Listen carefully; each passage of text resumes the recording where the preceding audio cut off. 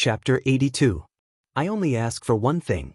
Roderick glanced at Aria, then looked around and said, I have a simpler way. Regardless of whether it's a high-level scroll or a low-level scroll, divide it into 5 portions, and each portion will have 6 scrolls. As for the rest, consider it as a token of gratitude to our respected Supreme Mage Julian. If Lord Julian had not opened the ring, none of us would have been able to get the relic. Is there anyone who would object? He was an experienced man. He had long known that Julian wanted these scrolls, so he gave the Supreme Mage 6 Supreme Scrolls and 8 Intermediate Scrolls, making Julian submit to him. Why not do something generous at the expense of others? The Ramos family and Amon did not dare to object. Amon naturally would not object. No matter what he got, it would be an unexpected gain. The nephews of the Ramos family did not dare to object either. Roderick made the final decision. He casually divided the scrolls on the table into 5 portions, each containing 6 Supreme Scrolls and 6 Intermediate Scrolls. He personally handed the rest to Julian. Julian was overjoyed. He thanked Amon and accepted the scrolls with a smile. These scrolls were the wealth of the Empire's most outstanding scroll maker, Nero. As the high priest of the Temple of Isis, although Julian was very rich, the value of this batch of scrolls was at least 7 or 8 years of his total income. What's more, he might not be able to buy it even if he had the money. Roderick took 2 portions on behalf of the Cape States and ordered his people to keep them safe. The nephews of the Ramos family took 2 portions. Amon took the last portion and carefully put it in a bag he carried with him. Julian looked at Amon and muttered in his heart. His first impression was that this outsider was very difficult to buy over. Although in the eyes of this lord, almost everyone could be valued by their own interests, the price to buy over Amon was too high. This was because this outsider already had an astonishing amount of wealth, and he did not seem greedy. Otherwise, he would not have returned the staff to the Cape States. How was he supposed to deal with this man? Since it was difficult to tempt him, he could only threaten him or try using other methods. Before Julian could say anything, Obama muttered, There are 9 people and 24 scrolls. How are we going to divide them? Roderick replied with a smile, That's not a problem. If you don't want to keep the scrolls and want money, I'll buy some in the name of the Shrine of Cape. I'll also buy some personally. Buying so many scrolls at once will cost an astonishing amount of money. I naturally won't let you suffer a loss, but you don't need to be so calculative. Hilary said happily, As long as the city lord offers a fair price, why would we care? Let's exchange the scrolls for money and it'll be easier to divide them. Tussian shook his head. I want to keep some of my uncle's scrolls as a memento of my family. I'm willing to buy some from you at the same price as the city lord. But I don't have that much money at the moment, so I can only buy a few. Roderick smiled. I almost forgot that there are 2 mages among you. Of course the scrolls will be useful. If anyone wants to buy the scrolls from us, you can bid first. These belong to the Ramos family anyway. I won't fight for them. Tussian hurriedly explained, No. How would I dare to bid in front of the city lord? I'll bid whatever the city lord bids. Let's exchange all the scrolls for money. Besides my own share, I'll buy a few more. In the end, Tussian paid a sum of money to keep 2 advanced scrolls and 3 intermediate scrolls. The rest of the scrolls were bought by Drick. Most of the scrolls were bought by the church, and a small portion was bought by Drick himself. Roderick knew very well that the value of these scrolls was not only in money, but also in the fact that they could allow a low or advanced mage to cast advanced and supreme magic instantaneously without consuming his own magic power. If any conflict broke out in the future, the scrolls stored in the city would be a great weapon for both offense and defense. Julian looked at Roderick again and thought to himself, This city lord is really quick. He bought the scrolls from the Ramos family at the first opportunity, using the wealth of the city stored in the shrine. Could it be that the city lord was preparing for battle? If one day 2 armies were to face each other, sending a group of mages with scrolls to launch a surprise attack would have the effect of winning the battle. On second thought, Julian thought of another possibility. It wasn't easy to come across such scrolls in normal times. The Ramos family sold them in large quantities at once. They didn't even carefully distinguish the use of each scroll. They only sold them at the prices of advanced and intermediate scrolls. Although Roddick paid a huge sum of money, the price he got was very cheap compared to other situations. Roddick then used his identity and connections to read the scroll-making notes left by Nero and privately sold them to the mages in a large city. He could definitely sell them at a much higher price than today's purchase price. The more Julian thought about it, the more she admired and envied the city lord. She regretted that she had acted too late. Then she thought about Amon again. After the scrolls were sold, Julian coughed and said, "There is one last item in Lord Nero's will. It's to let the person who returns the scroll read one of his personal notes. It's about the making of a certain scroll. Amon, do you want to read it? By the way, where is the scroll? Do you have it with you?" Wasn't he asking the obvious? Amon had already said that the 3 scrolls were lost in the mountains and could not be found. Amon looked up at Julian and suddenly became alert. There was an indescribable danger in the eyes of the supreme mage. It was like a mouse being stared at by a cat. Amon had brought out a special ability from the underworld that allowed him to sense the changes in people's emotions. Although he didn't know the exact thoughts of Julian, he could sense that Julian was up to no good. He replied very cautiously, "I have already reported to the Castellan that Lord Nero did leave behind 3 scrolls, but I lost them deep in the mountains when I escaped from danger, and I can't find them anymore. I won't read the records. I can't understand them anyway. There's no need to read them." Although he wanted to know the specific purpose of the gray nameless scroll, he simply cut off the idea in this situation. A commoner who didn't know magic couldn't use scrolls in the first place. Besides, the scrolls had been lost. If he still wanted to read the records written in Igut's hieroglyphs, it would be suspicious. The people sitting here were a group of cats, and he was the mouse in the middle of the cats. The notary of the will, Roddick, saw that Amon didn't want to read Nero's private notes anymore. He didn't force him and asked kindly, "Amon, Lord Nero's last wish has been fulfilled. As the city lord of Cape States, I should express my gratitude for your actions. What do you want in return?" Amon shook his head and said, "I have already received too much. Lord Nero's gift is beyond my imagination. How can I dare to ask for more? I only have one request, City Lord." "Roddick, just say it. As long as I can do it, I will definitely satisfy you." Amon showed a worried and embarrassed expression. "I know that the staff is very valuable, but I didn't expect Lord Nero's relic to be so precious. To be honest, when I came here, I carefully hid the staff and didn't dare to let anyone know. Now that I have so much money and valuable things on me, I'm a little worried. Can you let me leave the Cape States safely?" It was a little rude to ask this in public, but it was normal for a stranger to have such worries. Roddick's face slightly sank. "What are you talking about? The city should be thanking you. Why would we make things difficult for you? Lord Nero's will has been fulfilled. You can leave whenever you want. If you're worried, I can send guards to escort you." Amon smiled like a child. "Thank you, my lord. That's what I wanted. There's no need for guards to escort me. The city under Lord Drick's rule is the safest place. I want to leave today. When I return to my hometown, I will be the richest man in the city."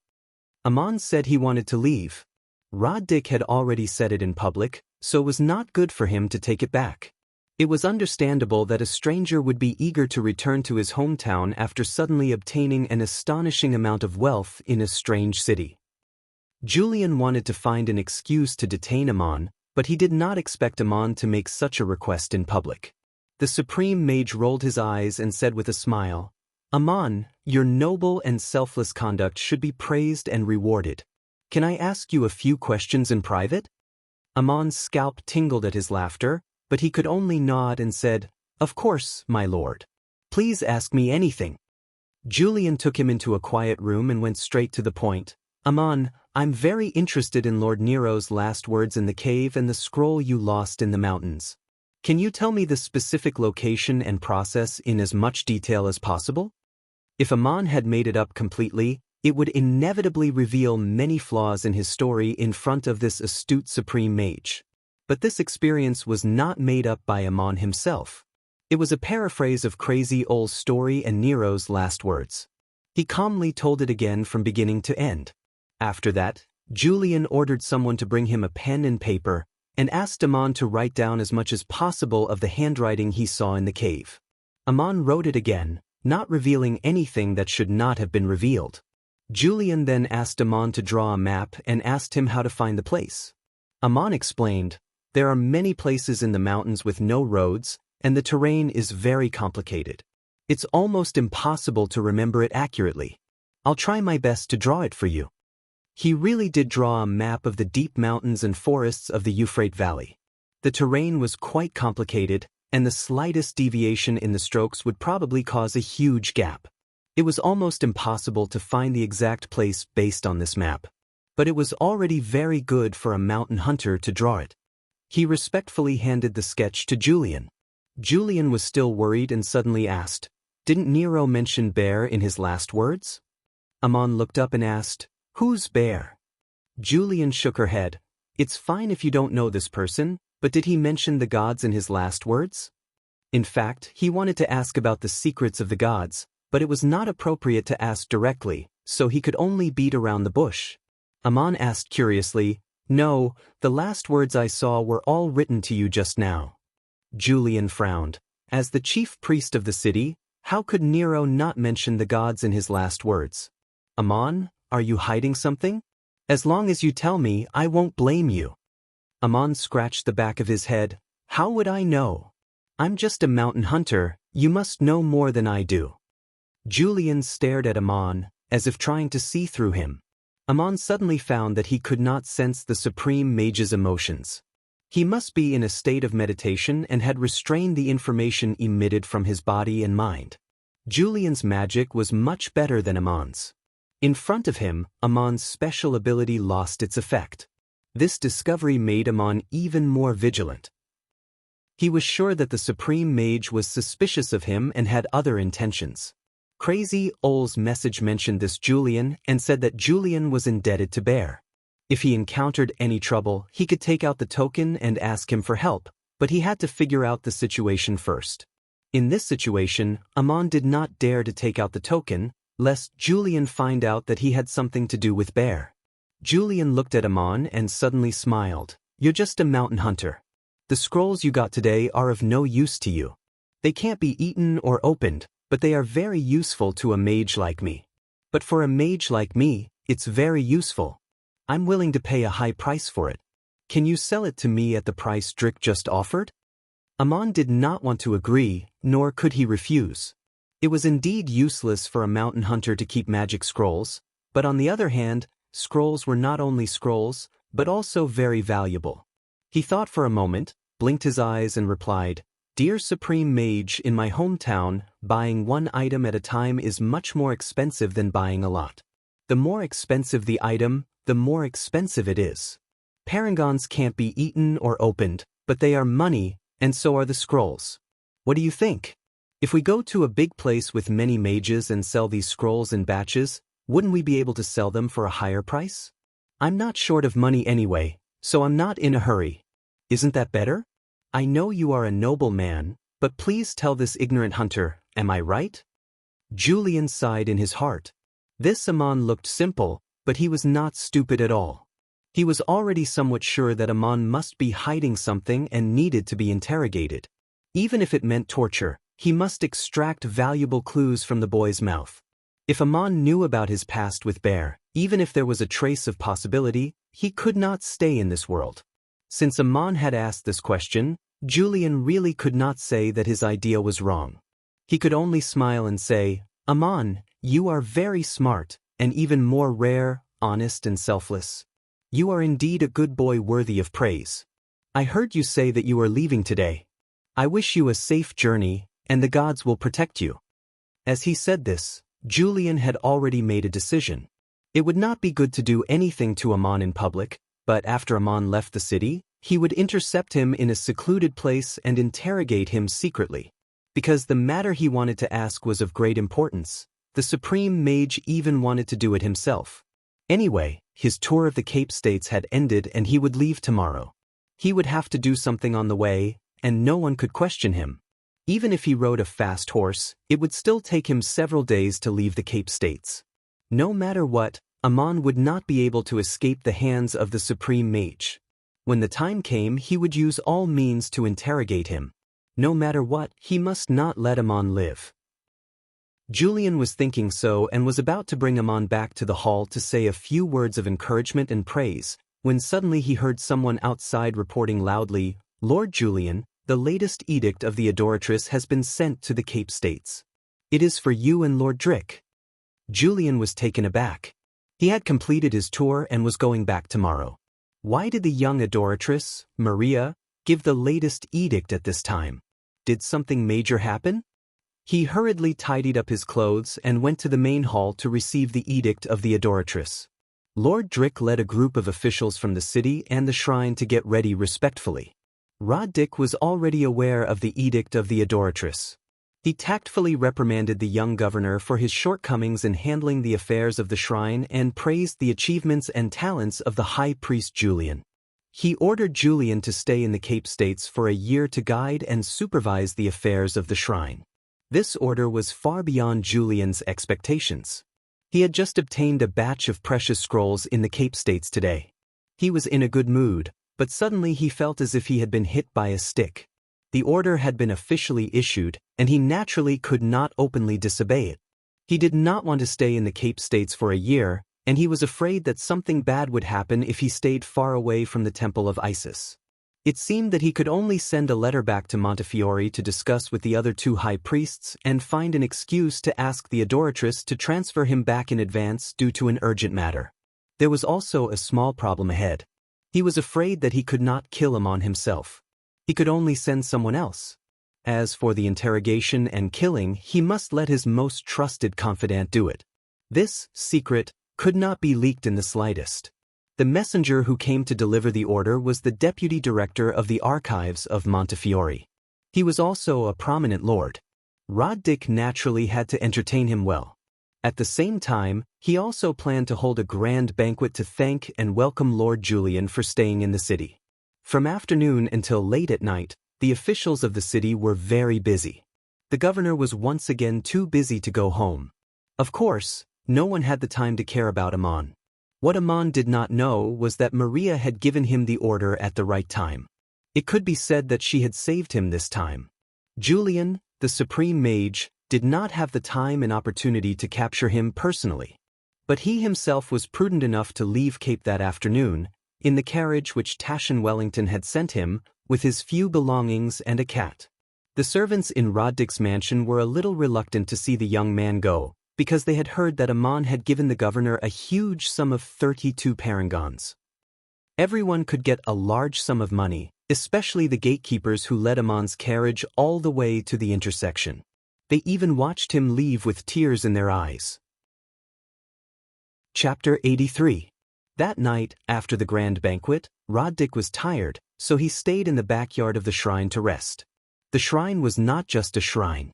It was the largest building complex in the city. There were also many courtyards and garden-like buildings for the priests to live in. Lord Ariya took the opportunity to meet several more people in private after the banquet ended. Among them were the oldest priest of the Shrine of Cape, Judah Fayal, the clerk of Rodrick, Obama, the current patriarch of the Ramos family, and Hilary, Obama's youngest brother, among others. It was an honor to be summoned by Lord Julian alone. The content of the conversation was not open to the public, but it was more or less related to Amon. Julian asked the oldest priest who was present when Nero's last words were first read. He asked Fayal Judah about what Amon had reported to Roddick. He carefully compared what Amon had said to him to see if there were any discrepancies. If there were discrepancies when Amon talked about how he obtained Nero's relic twice, it would be suspicious.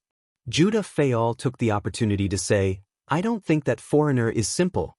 He has been staying in the inn for several days and could have delivered the staff to Lord Drick's mansion at any time. But he waited until the day of the monthly shrine festival to stop the carriage of the lord of the city in front of everyone. What a cunning man! I suspect that he did not tell the whole truth. He must have seen something else in the last words of Lord Nero, or he got something else." Julian said quietly, "Do you think we should investigate this matter? He is not from Igut. If he really knows something that he shouldn't know, it will be very troublesome to announce it in a foreign country." Judah Fayal had his own selfish motives. Hearing these words, he couldn't help but think of a way to please him. The best way is to ask him himself, of course, or make him unable to talk forever. But this must not be made public, or it will affect the reputation of the lord of the city and you. Julian glanced at Fayal and changed the topic. I'm just asking, I don't want to do anything. But I see that Obama and Hillary are very dissatisfied with Amon, right? Fayal Judah nodded. Yes, they have suggested that the lord of the city should imprison Amon for interrogation, but Lord Dick rebuked them. Julian smiled. Lord Dick is wise. He should have rebuked such a rude and stupid suggestion. How could he let the lord of the city ruin his own reputation? As a ruler, his reputation among the people is priceless, so he can order and forbid them. Let Obama and Hillary come in. I'll be staying in Cape for a long time. I may need your help in many things in the future. Judah nodded repeatedly. It is Judah's honor to be of service to you, my lord. Julian then summoned the two nephews of the Ramos family and chatted about some irrelevant gossip. She expressed her condolences to the Ramos family and congratulated them for finally obtaining the relic of their ancestor after more than 30 years. Then she expressed her emotions about what happened during the day. Naturally, she also mentioned the outsider, Amon, who left immediately after receiving the generous gift. They had already drunk a lot of wine that night. The Ramos brothers were getting more and more agitated as they talked. They believed that Amon had come to the Cape States to return the staff because he could not open the spatial ring himself and did not dare to ask a supreme mage for help. Nero must have mentioned something else in the cave, but that cunning outsider didn't say anything. They really should have detained this person and interrogated him, but the city lord didn't allow it. Julian smiled faintly and said, "The city lord's decision is very wise and reasonable. You shouldn't be rude to Amon in public. But you should find out the details of Lord Nero's last words in the cave. They were left by your ancestor. You have the right to ask about them. But the city lord has already ordered that there are some things that cannot be leaked. My opinion is the same as City Lord Dick's." The brothers seemed to have thought of something. They exchanged glances and chatted for a while longer before they left. After the Ramos brothers left, Julian summoned his confidant, Vitru, who was also a senior priest of the Temple of Isis and a 6th-level mage. Vitru nodded solemnly. Finally, Julian said, "You must be careful when dealing with Amon. He was able to cross the desert and arrive in the Cape States safely with the staff. He is at least an advanced warrior. I can see that he has learned body arts." Vitru said, "There can't be too many people involved. I will take a few elite warriors with me. They will be your personal guards. You will stay in the city and not go out for the time being. Give the accompanying warriors a few days off so that no one will suspect anything." This time, Ariya had not only brought 2 mages with him, but also a personal guard of 12 warriors. He himself was an 8th-level supreme mage, and he walked on the official roads of the empire, so he did not need this kind of protection at all. However, the pomp and ceremony that a high priest of the shrine of Isis should have was still a must. The supreme mage thought for a moment and said, "Then let Haven lead the team. He is only 1 step away from becoming a 7th-level supreme warrior. If he succeeds, he will become a supreme warrior when he returns. I will find an opportunity for him to replace Gabriel. Gabriel has been protecting the adoratress wholeheartedly. He has become Maria's right-hand man. The one who should be sent out from the Temple of Isis is Gabriel. Let's not talk about this now. Let's talk about your plan first." Vitru agreed. "Haven is the captain of your guards. Of course he is trustworthy.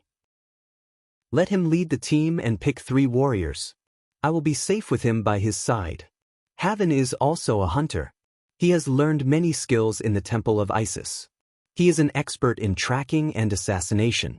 No matter where that Amon goes, no matter how well he hides, he can't escape." Ariya nodded in satisfaction, then cautioned, "Haven has also undergone the 2nd awakening of his power.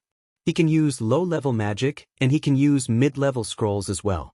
He should have no problem working with you. But don't underestimate him. Amon has a lot of scrolls in his hands. Be careful of those scrolls." Vitru was puzzled. He is not a mage. Scrolls won't help him. Julian shook his head. How can you be sure that no mage is behind this? If he is an advanced warrior, he may have gone through the second awakening of his power and can use elementary magic. He can also use intermediate scrolls.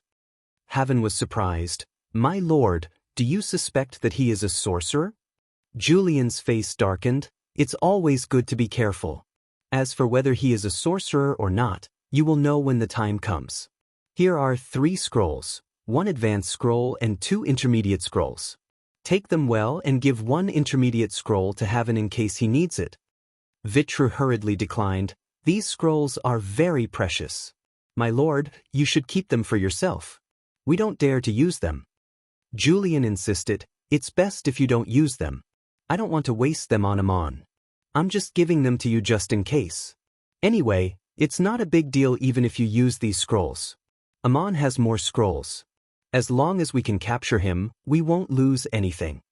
Vitru took the scrolls and asked, Is there anything else you want, my lord? Julian smiled coldly. If Haven tracks down Amon, you can leak the information to Obama Ramon. But don't let him know who sent the information. I'm sure he will track it down as well. Vitru was puzzled. What do you mean, my lord? Don't you want to keep it a secret? Julian replied, Of course I want to keep it a secret. No one can find out what you are doing. But if something goes wrong, for example, if you use the scrolls too loudly, someone will have to take the blame, right? Even if someone investigates, they will only find out that Obama was secretly tracking Amon. Vitru gave a thumbs up. My lord is wise. Julian continued, Tomorrow morning, I will give the guards a day off. Let them travel around the city to relax. As for you, I will send you back to Montefiore to report on some matters. Also, send a secret letter to the other 2 high priests. After you leave the city, meet up with Haven and take care of Amon. Lord Julian suddenly received an order from the Adoratress to stay in the Cape States for a year. He didn't make any preparations beforehand, so he sent Vitru back to Montefiore the next day to report on some matters and bring back some things for him. Vitru left early in the morning. The benevolent Lord Aria was compassionate to his subordinates. He even gave his bodyguards a break and allowed them to wander around the city. Roddick, who had been working hard for many days, finally returned to his mansion. His attendants and advisors also returned to his mansion. When Aristotle entered the gate, he was stopped by a gatekeeper. The gatekeeper said to him respectfully, My lord, when Mr. Amon left yesterday, he asked me to pass this to you. The gatekeeper handed Amon a box made of coconut shells. The craftsmanship was very beautiful. It was a little thing that Amon bought a few days ago. It was sealed with glue, so he didn't know what was inside. He had to cut open the seal with a knife. Amon didn't greet Aristotle, but left him something before he left. Aristotle was very surprised. He hurried back to his room and opened the box. Lying quietly in the box was a divine stone shining with a watery luster. It was the extremely precious aquatic ore. Picking up the blue divine stone, there was a small slip of paper with a short sentence written on it. Thank you. Aristotle realized that Amon had already recognized him. Before he left the parangan and the aquatic ore to thank Aristotle for saving his life. Aristotle's expression was very complicated. He suddenly stomped his feet and walked out. He went to the backyard and asked to see Roddick. He knew very well that the governor had been tired for the past few days and had just laid down to rest. He also knew that Amon had left yesterday and should be far away from the city by now. He had planned to wait for Drick to wake up before reporting some things, but seeing the things Amon had left behind, he didn't want to wait any longer. If it wasn't for the fact that Aristotle was his most trusted advisor, Roddick would definitely be angry. The servants didn't dare to report to him. But for Aristotle to suddenly ask to see him in this kind of situation, it must be something important. Drick sat in his bedroom, put on his clothes, and called Aristotle in. Aristotle apologized as soon as he entered the room. Then he put the small box on the table and opened it. My lord, please take a look. This is what Amon asked the porter to give me before he left. Roddick saw the aquatic ore at first glance. He was startled. He picked up the note and looked at it. He asked in confusion, Sir, what's this about? Aristotle sighed. I'm afraid my lord doesn't remember, but Amon used to be a miner in Duk. He was the one who mined the god's tear.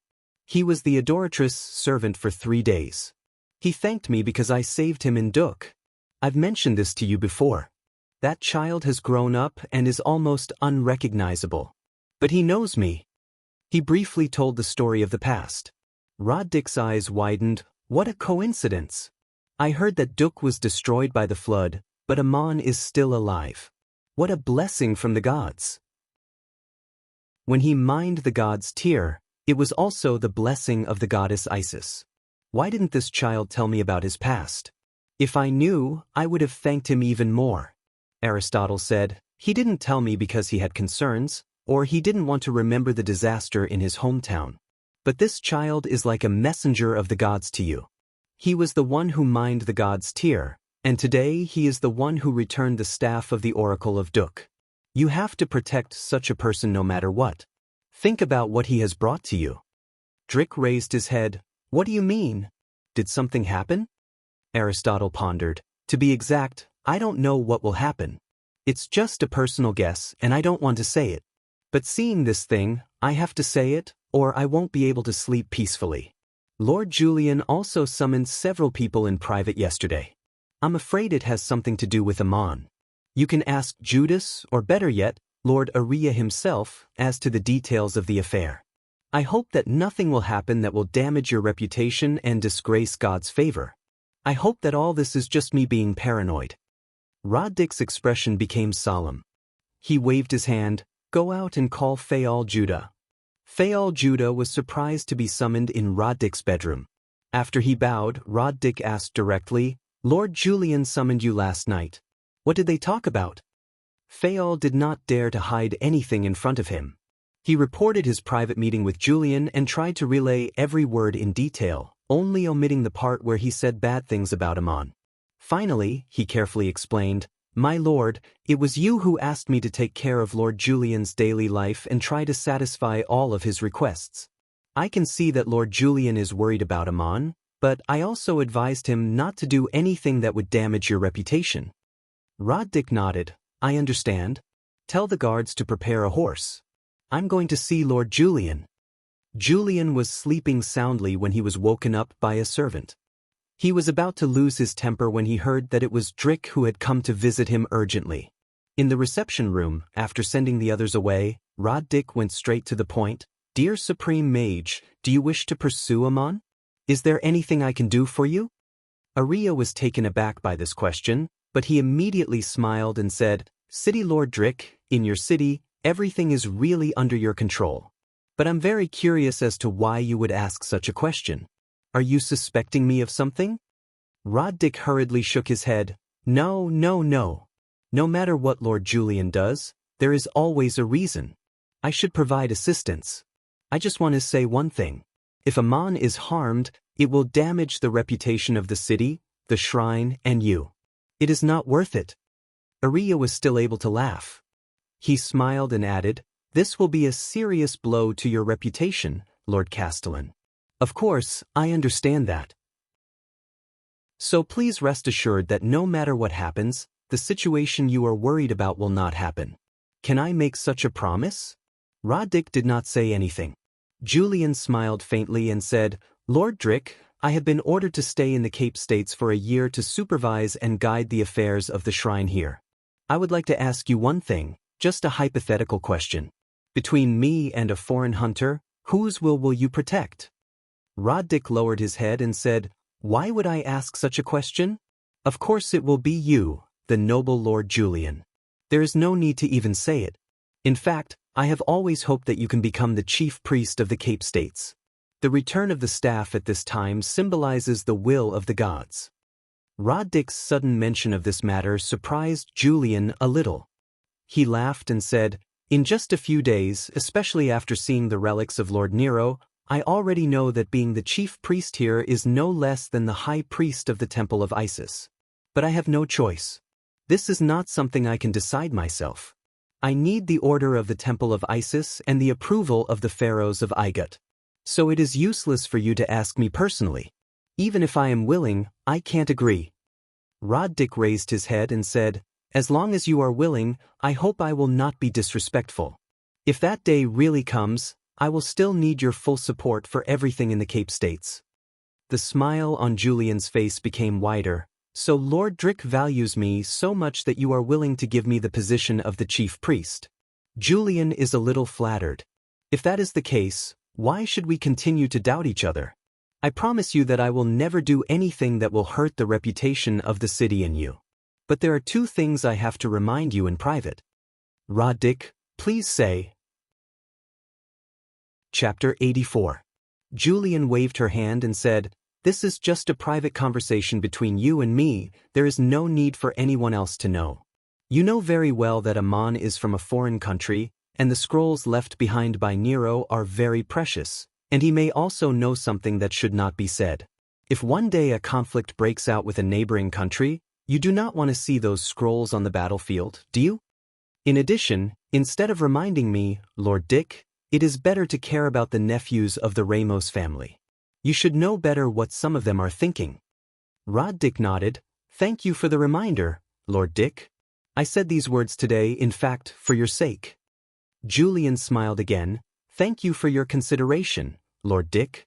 Fortunately, I understand your noble character. Everything is for my own good. If it were someone else, they might be puzzled." Rod Dick stood up and said, "Sorry to disturb your rest, I will take my leave first. I wish us a happy cooperation in Cape States." Rod Dick had already understood that Julian might make a move against Amon, which was not what he wanted to see. But Rod Dick could not stop Julian from doing something that he had not yet done, and even if he did, he would not admit it. Julian only promised that no matter what happened, it would be done in secret and not in public, so that the honor of Rod Dick and the city would not be damaged. If Julian really made a move against Amon, what could Rod Dick do? As Julian asked, if there was anything between the Supreme Mage and Amon, who would Rod Dick protect? There was no need to answer this question. Rod Dick had already tried to dissuade Julian, but if he failed, he could only choose to compromise and pretend that he did not know. Let's hope that Amon is already far away. Let's wish the boy good luck. Since he was able to survive that great flood, let's wish him a smooth escape this time. When Rod Dick returned to the mansion, he saw that the coconut shell box that Aristotle had sent was still on the table in his bedroom. He felt a little ashamed and silently prayed to the gods. Then, he added a generous gift and ordered someone to send the coconut shell back to Aristotle along with the box. On the official road leading to the border east of Cape States, there was a carriage galloping along. The coachman was a strong warrior. The curtains of the carriage were drawn, so it was impossible to see who was sitting inside. There were also 3 warriors following on fast horses. It looked like a wealthy merchant and his bodyguards were transporting something valuable. However, upon closer inspection, one would find that the carriage was very light and sturdy. The horse pulling the carriage was also 1 in 100, and it ran very fast. Obviously, the warriors had received strict training. Their horsemanship was excellent. They also had a change of horses, as if they were traveling at full speed. No one knew that the man in the carriage was Julian's confidant, Vitru. The warrior in the front was Julian's personal guard, Haven. They were the team that Julian had sent to hunt down Amon. They had been traveling for more than half a day. At a fork in the road, Haven suddenly reined in his horse and stopped. The carriage also stopped. Vitru lifted the curtains and asked, "Haven, what's wrong? Why did you stop?" Haven jumped off the horse and said in a low voice, "The target's carriage might have turned to the seaside. I need to confirm it." The coachman asked curiously, "Captain, how do you know the target has turned to the seaside? It hasn't been raining recently. The target's carriage has only been there for less than a day. We can still see the ruts in many places. We just need to check the front and the sides carefully." The coachman asked again, "But there are a lot of ruts here." The coachman was Julian's nephew, and he had a lot of questions. Haven didn't want to waste his breath explaining. He pulled out his saber and slashed at the wheel, leaving a shallow dent. "Drive the carriage forward for some distance, then come back and look at the ruts you left behind," Haven said. The warrior named Shoot really drove the cart for a distance. Then he got out of the cart and looked back. The ruts left in the mud would leave a mark at every distance. Some were blurry, while others were clear. If one looked carefully, they could always be found. Every chariot's wheels would have bumps and bruises on them, so the ruts had their own unique markings. Haven's eyesight was very good. Even though he was riding on a fast horse, he could still accurately spot the marks left by Amon's chariot. Amon did not go to the border as people had expected. Instead, he turned to the north, which was the road leading to the port town. Vitru and the others chased after him. They had set out half a day later than Amon. It wasn't too long, but it wasn't too short either. They could still see the ruts on the road. There was no fork in the road, so they just had to speed up. After half a day, it was already afternoon. The warriors could still hold on, but the horses were tired. They had to change horses and continue. Vitru sat in the carriage and said, "The sun is about to set. That guy should stop and rest. We're very fast. We should be able to catch up with him when he's camping at night." Haven shook his head and said, "He's not slow either. His carriage and horses are in good condition. We can see that he's running at full speed. We've been chasing him for a whole day, but we haven't gotten any closer. His driving skills are very good." This was an interesting misunderstanding. Amon was a fast runner, but he wasn't good at driving. But he was using the whip given to him by Enril. All he had to do was gently whip the whip in the air, and he could control the horse with ease. It was much easier than a skilled coachman. Vitru frowned. "Doesn't he need to rest?" Haven replied, "He's driving a light carriage. Both horses are good. Tash and Wellington gave them to him. He needs to rest, but don't forget that we also need to rest. We're in the mountains after dark. We can't run at night. We're already half a day behind. Even if he's camping at night, we won't be able to catch up with him tomorrow." Vitru said, "Then we must hurry. If he gets to the port, we won't be able to catch up with him. There's something wrong with him. Otherwise, he wouldn't have run away like this. Lord Julian is too wise." They didn't stop to rest until it was too dark for them to catch up with Amon. At daybreak, they changed horses and set out again. Julian's personal guards were only there to protect the mage.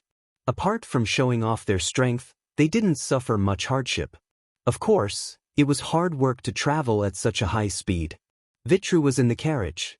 Fortunately, the rest of them were advanced warriors, so they were able to hold on. What they were worried about didn't happen. After another day of chasing, they found that Amon's carriage had changed direction again. This time, it was heading back to the west. It was a road along the coastline, bypassing the city of Cape and heading towards the neighboring city of Tanais. Vitru was puzzled. He asked Haven, "What's wrong with this Amon? Does he want to go to Danis instead of leaving the border?" Haven thought for a moment. That's the direction he's going. But he's not going to Danis. Maybe he wants to go somewhere else. Vitru asked, "He's running all the way to Danis. Why doesn't he leave the territory of Igut?" Haven shook his head. "He's rich. He doesn't even have a bodyguard. Of course he wants to leave as soon as possible. He probably doesn't know that we're chasing him. He's just being cautious. Just as Lord Julian said, he must have some secrets." Amon didn't know that someone was following him, but he had considered the possibility. Therefore, after he left Cape, he headed east. He traveled at a fast speed and took a detour in a deserted place. Normally, he would be able to get rid of his pursuers. However, he didn't expect to run into Haven's group, who were chasing him from behind. It wasn't easy riding for several days. The warriors were tired. On the third day, they took turns to rest in the carriage. Their speed gradually slowed down. Amon slowed down as well. His horse was also tired. He maintained the same distance for about half a day. The road they took led to the city of Danis. Haven wasn't worried that Amon would run away. After all, he needed to rest in the city. As long as he stayed for a day, he would be able to catch up. There were more and more towns along the way. There were also many carriages and pedestrians. The tracks of the carriages couldn't be seen clearly. Along the way, Haven asked if there was a luxurious carriage passing by. The driver was a young man. Many people had an impression that the carriage Amon was driving belonged to Tushu and Wellington. The only difference was that it didn't have the noble decorations and family insignia, so it was indeed very conspicuous on the road. According to the information he got and the intermittent tracks, Amon was getting closer and closer. Julian's nephew, Shoot, asked Haven again. Captain, since you can find the tracks and there are no forks in the road, why do you keep asking? Haven explained patiently. People can change carriages and carriages can also change drivers. We're chasing people, not carriages. So far, Amon hasn't changed carriages. His carriages and horses are very good. It seems that he doesn't know that we're chasing him. As they continued to chase, Haven discovered something. Halfway through the journey, Amon camped in the dense forest. The next day, he couldn't find any traces of the carriage, but the tracks were still there. The reason was simple. Amon knew that the carriage he was riding in was very conspicuous. When he crossed Cape from the north, he was worried that someone would accidentally recognize him, so he made some small modifications to the carriage. He had been taught by Crazy Ol. Although he hadn't processed magic artifacts yet, it was easy for him to change the carriage's appearance. The surface of the luxurious wood had been blackened and yellowed. It looked a little old and looked like an ordinary carriage. The shed had also been modified, removing unnecessary decorations. The color was also different from the original. Amon was cautious enough to avoid detection, but Haven and the others were still following him. The distance between them was getting closer and closer. Haven followed the tracks and asked along the way. Finally, he found out that Amon's carriage had changed its appearance. Some of them still remembered the driver. He was a young man, driving with a whip in his hand. There was a branch on the shaft of the carriage. At noon, Haven estimated that they would enter the city of Danis by dusk. On the road in the wilderness, they found another set of tracks. Vitru lifted the curtain and asked, "How far are we from the target, Haven?" "We're getting closer," answered Haven. "Only a few dozen miles away." Vitru waved his hand. "Shoot, stop the carriage. I'll use magic to track him. This distance should be enough." Vitru got off the carriage and walked to the track. He took out an object. It was a parangan with a pedestal, like a lamp. The pedestal was engraved with the pattern of a magic circle.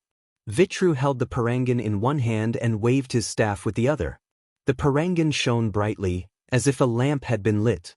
A circle of light spread out from the parangan. The image of the ruts was reflected in the aperture, constantly changing. The ruts extended forward intermittently, as if they were chasing after Amon's carriage at full speed. Before long, a carriage appeared in the circle of light. The image changed to show the front of the carriage. The trackers finally saw Amon. The stranger was still wearing the old clothes he wore when he first arrived in Cape States. He had a whip in his hand and a branch on the shaft of the carriage. The warriors praised him in unison. "Lord Vitru, we finally found him. Look, there's a town ahead of him. He might stop there to rest. Let's speed up. We'll catch up with him in no time." Vitru was an excellent 6th-level mage. He could already use advanced magic, but he couldn't use both detection and tracking magic at the same time. He had to rely on a magic artifact to do it. As a senior priest from the Temple of Isis, he was naturally rich. Vitru put away the magic artifact with a complacent look on his face. He smiled and said, "Don't do it in the town. We'll outflank him and wait for him to leave the town. Then we'll capture him in the wilderness. This guy is really hard to deal with. Fortunately, he met me and Captain Haven. Otherwise, he won't be able to escape." A town appeared in front of them. Amon slowed down the carriage. He sat on the shaft and gently caressed Schrödinger. Then he took out a bottle of wine and fed it to Schrödinger. He had traveled so far with great caution. No one should be able to detect him. Schrödinger had been sleeping all this time. Occasionally, he would wake up, yawn, stretch himself, eat something, drink some wine, and then go back to sleep. It seemed that Schrödinger was recovering. Amon was relieved. However, Schrödinger didn't lick the wine out of habit. Instead, it suddenly opened its eyes. Its fur stood on end, and it arched its body in Amon's arms. It let out a cry and pointed a paw behind them. It was the first time that Amon had heard Schrödinger cry since they met in the desert. It was also the first time that he saw Schrödinger make such a big movement. At this moment, the cat, which couldn't even be detected by detection magic, seemed to release some kind of aura. Amon's special ability from the underworld activated. He could sense the emotion in Schrödinger's cry. It sounded like a warning, telling Amon that there was danger behind them. Amon quickly pulled over and jumped onto the road to look back, but he didn't find anything. He looked up at the sky again. There wasn't even a bird. Schrödinger was still twisting in his arms, as if it was struggling to get down. Amon gently put the cat on the ground. The weak cat stumbled back the way it came, scratching the ground with its paw at regular intervals. Amon followed and observed carefully. He found that Schrödinger had drawn a line at regular intervals in the ruts. The right wheel of the car he was driving had a triangular gap at some point, and the mark left on the ground was very obvious. Amon suddenly realized something. He picked up Schrödinger, jumped into the car, and rode away. As the saying goes, a wise man is bound to make a mistake. Amon had no experience in escaping, nor did he realize that he was fleeing. He just habitually did not want to expose his whereabouts, so he did not consider it thoroughly. After Schrödinger's reminder, he realized that the ruts could also be a clue that could be followed. Vitru and the others galloped to the town. They went around the town and set up ambushes on both sides of the road. Haven entered the town alone to look for Amon. Haven entered the town from another direction with a smile on his face. He didn't find any traces of Amon's carriage, which meant that he was still in the town. But when Haven entered the town, his face suddenly changed. He saw Amon's carriage in the market. He walked over and asked around, only to find out that not long ago, a stranger had sold the carriage at a very low price, along with the 2 tired horses. He only exchanged it for the best horse in the market, and it had already galloped out of the town. Vitru's ambush had failed. Amon had already left. Amon should have entered the city of Danesi. Vitru was flustered and exasperated when he heard the news. That bastard! Did he know that we were following him? Did he play a trick on me? When we catch him and interrogate him, we'll tear him to pieces. Haven's face darkened. He thought for a moment and said, he might not have known that we were following him. He just erased all traces before he arrived at the city. He's a very cautious man. But it doesn't matter. If he enters the city, we'll still be able to find him. Schutt couldn't help but interrupt. Lord Vitru, you can use magic to track him? Vitru wanted to glare at him, but he controlled himself and explained, he's so far away, and there's no detection device. How can I track him? Schutt asked again. Captain Haven, if you can follow the ruts of a carriage, can you also follow the footprints of a horse? Haven said impatiently, there are so many people in the city. How can we find his tracks? Vitru sneered, it's already dark. He must be tired after traveling for so many days. He must be staying in the city tonight. I'm a good friend of the mayor of Danesi. I'll use Lord Julian's name as an excuse to search the whole city. I don't believe he can hide. Haven reminded, we can't do it in the city. This is a secret operation. Let's keep an eye on him. Chapter 85. The name of Alaha the tracker continued on his way and entered the city of Danis before dark. Haven was an experienced hunter. He actually found the hoof prints left by Amon and found Amon's horse not far from the north gate of Danis. Before entering the city, Amon had left his horse in the suburbs and entered the city directly on foot. He did not leave any identifiable footprints, completely cutting off all traces of him. The city of Danis was not very large, with a population of about 100,000 people living in the main city. Relatively speaking, it was not as prosperous as the Cape States. Most of the residents in the country made a living by farming and fishing. Amon found a good inn in the city and asked for the best room. After dinner, he closed the door and rested. He didn't wander around. Even on the way, he did not stop meditating every night. Whether it was 5th level body arts or magic, he had reached the peak, but there was no sign of a breakthrough. Bear once said that the higher the level of the power of 2 sides, the more difficult it was. Not only did it require a strong will and perseverance, but it also required some luck and luck. Although it was not as difficult to break through from the 5th level to the 6th level of magic, it was still a very difficult threshold. Becoming a 6th level mage meant that he could practice supreme magic. Naturally, it was not that easy. Fortunately, Amon was not in a hurry. He just did what was in front of him. According to the requirements of practicing the power of 2 sides, the next test he faced was breaking through the limit. This should be a test of body arts.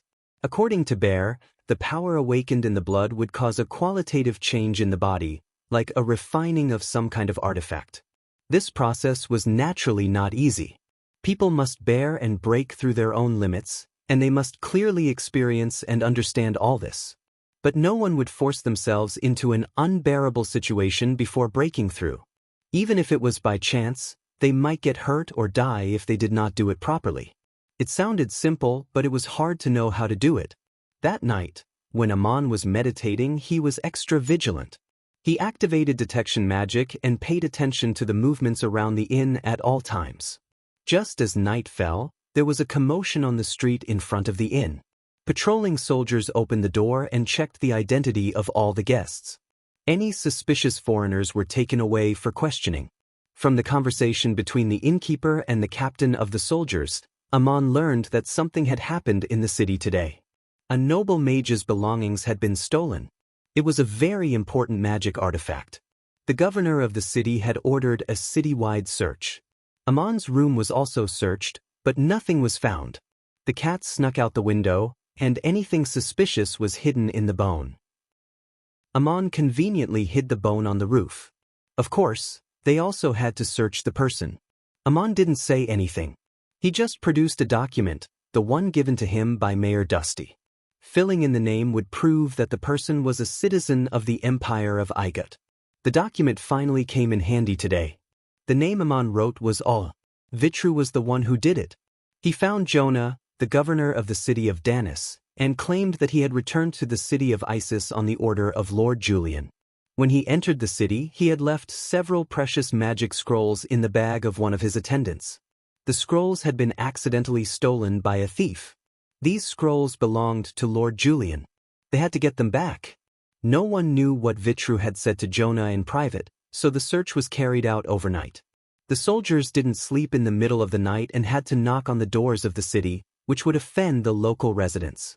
Of course, they complained, but the order had to be carried out. The owner of the shop gave the captain some benefits and asked him to be polite during the search. Otherwise, he wouldn't be able to do business. The soldiers didn't make things difficult for Aman. After all, he was staying in the best room in the shop, and there was no problem with his ID. They only took a quick glance at him and left. The person they were looking for was a foreigner. This sudden night inspection of the entire city was not without results. Many thieves were caught. Even the city lord's concubine, who was having sex with a coachman in an inn, was caught on the bed by the patrolling soldiers. It could be considered an unexpected harvest. Many suspicious foreigners and young men who happened to pass by the city of Danis were taken out for questioning. Not everyone carried their ID with them. Unfortunately, Aman was nowhere to be found. They couldn't tell the public what they were looking for, and they couldn't go door to door to search for Aman. The city was quiet again after daybreak. What happened during the night made Aman even more vigilant. He had a feeling that he was the target of the search. So he packed up and left the city as soon as the sun rose. He left through the south gate of Danis. There was also a search at the gate. Aman took out the document with the name Ola on it and left the city without a hitch. A man was standing on the gate tower. It was Shute, Ariya's nephew. He felt that Aman's back looked familiar. He rubbed his eyes, but he couldn't be sure. When he came back to his senses, Aman was already far away. He had seen Aman in Vitru's tracking magic. But Aman had changed his clothes today, so it was difficult to recognize him in the crowd. When they failed to find Aman last night, Haven guessed that Aman would leave the city as soon as possible. Vitru came up with another plan. He assigned several men to guard the city gate. If they discovered Aman's whereabouts, they would immediately send a signal to their companions. After all, this matter couldn't be made public. They couldn't arrest Aman at the city gate. They had to follow Aman to a secluded place. By the time Vitru and Haven got the news, Aman was long gone. Haven had no choice but to continue searching for the clues left by Aman. He was really amazing. He actually found the branch in Aman's hand. If it was propped on the ground, it would leave a shallow circular hole. He had seen it several times on the trail leading to the wilderness outside the city. He continued to chase. There were no more traces left. Aman must have put away his staff. At the last trace, Vitru cast a tracking magic again. They saw Amon walking alone on a narrow path in the mountains. He seemed to be walking at a leisurely pace, but he was actually moving at a very fast speed. Vitru's eyes lit up. His eyes lit up. Haven looked at the mountain peak in front of him and said, "That man has entered the mountains. It's not too far. He just went around 2 mountains. But it's impossible to ride a horse, let alone take a carriage." Vitru and the other 3 warriors' faces darkened. They thought that it would be easy to catch Amon, but they didn't expect that it would be so difficult to catch up with him. Traversing the wilderness on foot was something they wouldn't normally do. But Amon wasn't going to follow them. They had no choice but to follow Lord Julian's order. Traversing the wilderness was the best way for Haven to show off his skills. Amon couldn't do it without leaving any traces. The footprints on the grass and the occasional broken twig were all clues to his whereabouts. Whenever Haven lost track of Amon, he wouldn't waste time looking for him. Vitru would cast a tracking magic next to the latest trace and pinpoint Amon's position. They would try to get there as fast as possible. Usually, their distance was shorter than Amon's. Since he couldn't see the target, it was much easier to run away than to chase after him. However, he couldn't get rid of Haven and Vitru at the same time. Haven was different from Amon, who was a fake hunter. He grew up as a real hunter in the mountains. He had learned all kinds of tracking and assassination skills in the Temple of Isis. He was very talented and diligent. Now he was only one step away from becoming a supreme warrior. Vitru was an excellent 6th-level mage. He had a precious artifact he got from the Temple of Isis, the Lamp of Death. With the help of the lamp, Vitru could detect Amon's position with the help of detection eyes and information tracking. Traversing the wilderness was different from walking on the main road. Although one could walk fast, the terrain was undulating and winding. Fortunately, these people didn't know how to fly. Unfortunately, there weren't many mountains to the south of the city of Tanais. If the terrain was like the Euphrates Valley, no one except Haven would be able to keep up with Amon. He would be able to shake off most pursuers. But the mountains and forests here weren't steep. Amon could only use the terrain to pick the most difficult path. His pursuers could still keep up with him. Haven was leading the way with a sharp dagger in his hand. He tried his best to choose the shortest and easiest route. Vitru, supported by 2 warriors, cursed Amon as they hurried on. How dare Amon make an honorable lord like him suffer like this? Playing hide-and-seek in the deep mountains and forests? Every once in a while, he would have to use the shadow-chasing lamp to cast powerful magic spells. What a tiring job. Haven comforted him. "Don't worry, Lord Vitru. There are advantages and disadvantages to traveling in the mountains. He won't be able to travel at night. But with the guidance of a mage like you, we can still catch up with him. We can take him down in one night." When everyone heard this, they perked up a little. They thought to themselves that the tracking was finally coming to an end. The wilderness was the best place to interrogate Amon. Before killing him, they had to torture this troublesome guy. They had suffered too much along the way. They hated Amon to the core. If Amon knew this kind of resentment, he would definitely find it funny. Just because these people wanted to kill him, he had to walk on the main road obediently and let them catch him comfortably? When it got dark, the trackers started to complain again. Amon didn't stop. He walked almost as fast as he did during the day. Haven was alarmed. He can see the road clearly in the dark. He didn't light a torch either. It seems that he has mastered detection magic. Lord Julian was right. He's a sorcerer. We can't underestimate him. So what if he's a sorcerer? Shoot said bitterly. We have Lord Vitru here. Even if he's learned magic, he'll still die. Vitru frowned. What we really need to be careful of are the scrolls in his hands. We can't let him have the chance to use them. We must cooperate with each other. If we can't, we'll use the scrolls first. Since he's a sorcerer, it won't be a problem to capture him. Even if we're exposed, we'll be able to explain ourselves later. Haven reminded again, but Lord Julian said that the interrogation is very important. We can't leak it. We can't let this guy live. No one can prove that he's a sorcerer after we kill him. We have to do it in secret. At midnight, Amon finally stopped. He was tired and needed a rest, so he found a secluded place to meditate and practice the basics of magic. Vitru and the others also stopped. They couldn't keep up. Although they could use detection magic to survey the terrain in the dark, it wasn't very convenient. Vitru's physical strength wasn't as good as Amon's. Amon continued his journey before dawn. Haven and the others followed the trail in the depths of the mountains. It was like a strenuous procession. Maybe it was his intuition, or maybe it was because of Schrödinger's reminder. But Amon couldn't help but feel a sense of nervousness on his back every once in a while, as if someone was watching him closely. They walked for another 2 days. Their pursuers found Amon's campsite every night. He even made a fire to cook. It seemed that he was well prepared. Vitru and the others didn't have much rations with them. If they kept chasing, they would starve. Fortunately, the mountainous area wasn't too large. 2 days later, they arrived at a plain. Amon went back to the main road and entered a town. Vitru and the others were relieved. They followed Amon out of the forest and into the town. They learned that Amon had bought several horses and a carriage. He was driving the carriage himself. This time, they learned to be smart. They bought enough dry rations in the small town and bought 2 carriages with the best horses. Then they drove the carriages and chased after them. Although the carriage was bumpy, it was much more comfortable than walking through the mountains. For the advanced warriors, it was also a kind of rest. To the south of the city of Danis was the city of Bubas.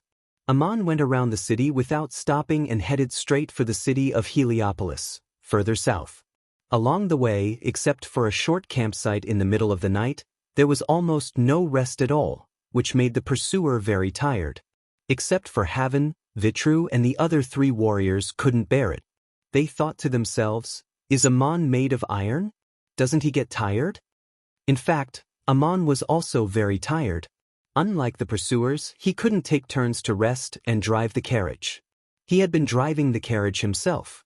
The feeling of danger constantly reminded him of the existence of danger. He wanted to run away as soon as possible.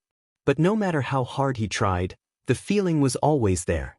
His physical and mental strength had almost reached their limit. If this continued, regardless of whether there were pursuers or not, and whether the pursuers could catch him or not, Amon would not be able to hold on and would collapse from exhaustion first.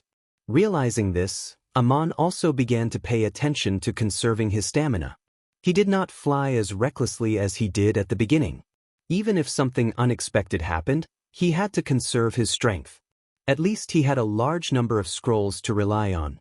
He had even escaped from the underworld. He should be able to get through this hurdle. The city of Heliopolis was located on the east bank of the Nile River. It faced Montefiore across the river. Heliopolis was the economic and cultural center of the Lower Igut. The nearby Nile River delta was rich in resources, developed in economy, and densely populated. Amon went around the city again and headed south. He left the carriage at the side of the road and entered the mountains on the east bank of the Nile River. Another chase through the mountains began. This time, Amon slowed down. He rested longer and longer every night. He purposely chose a desolate place. Before he entered the city of Tanais, Amon had already sensed that someone was following him. These pursuers were not simple.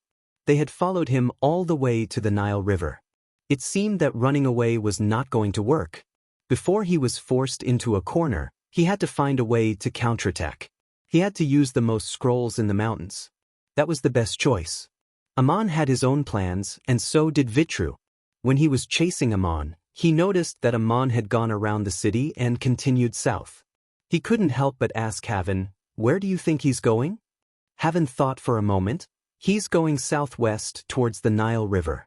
Think about it. If he wants to escape from Lord Julian, where should he go? Montefiore. Vitru suddenly realized. Haven nodded with a gloomy face. If I were him, I would run into Montefiore. It's both dangerous and safe. We don't know who sent him, and we don't know why Lord Julian wants to kill him. Once he enters Montefiore, it will be very difficult to kill him. Lord Julian can't hide everything from Montefiore. As the high priest of the Isis shrine, Aria's status was naturally high, but he could not do whatever he wanted in Memphis. At the very least, there were a few other people who were just as powerful as him. Aria did not have the final say in everything. If Amon entered Montefiore, it would be very difficult for him to carry out his plans secretly. If word got out, Julian wouldn't be able to control the situation. Vitru also thought of this. He narrowed his eyes. It seems that this man's destination is Montefiore. We have to stop him before he crosses the river, but be careful of the scrolls in his hands. Be careful of the scrolls in his hands. It would be even better if someone else attacked first. Haven smiled fiercely. It'll be easier if we know his destination. We can tell Amon to make the first move. We can follow Amon. He's slowed down. It looks like he can't hold on much longer. He's been trying to shake us off, but he failed. Obama will come here from the main road.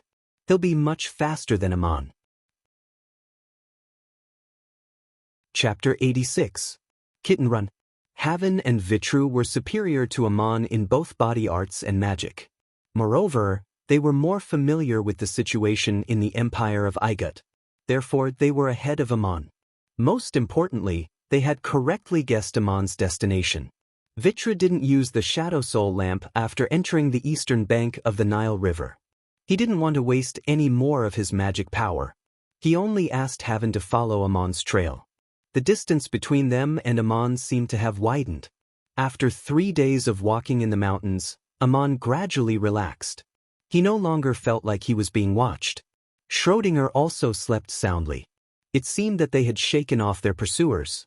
It had been a tiring journey, and he was almost forced into a dead end. Now, he could finally heave a sigh of relief. That night, Amon didn't hurry on with his journey. He cooked a delicious meal for Schrödinger and himself. He continued to meditate and practice the basics of magic. After midnight, he lay down and had a good sleep. Before he went to bed, he didn't forget to set up magic formations around him as a warning and a cover. Just before dawn, Schrödinger suddenly jumped up from the ground and shouted. Amon also woke up with a start. The feeling of being watched came back to him. He was startled. Did the pursuers not give up? Did they find us again? Amon packed up his things and put Schrödinger in his bag. The pursuers were terrifying. He couldn't waste any more time. He had to cross the Nile River as soon as possible. Amon ran through the forest with his staff in his hand. He had already taken out several scrolls from the bone and put them in his bag. In front of him was an open field. The foot of the mountain was on the left and right sides. In the middle was a valley. Once out of the valley, he would be close to the Nile River. Amon suddenly stopped in his tracks. He shouted coldly, "Who are you? How dare you follow me all the way here? It's time to show yourself." There was an ambush ahead, but it was discovered by Amon in time.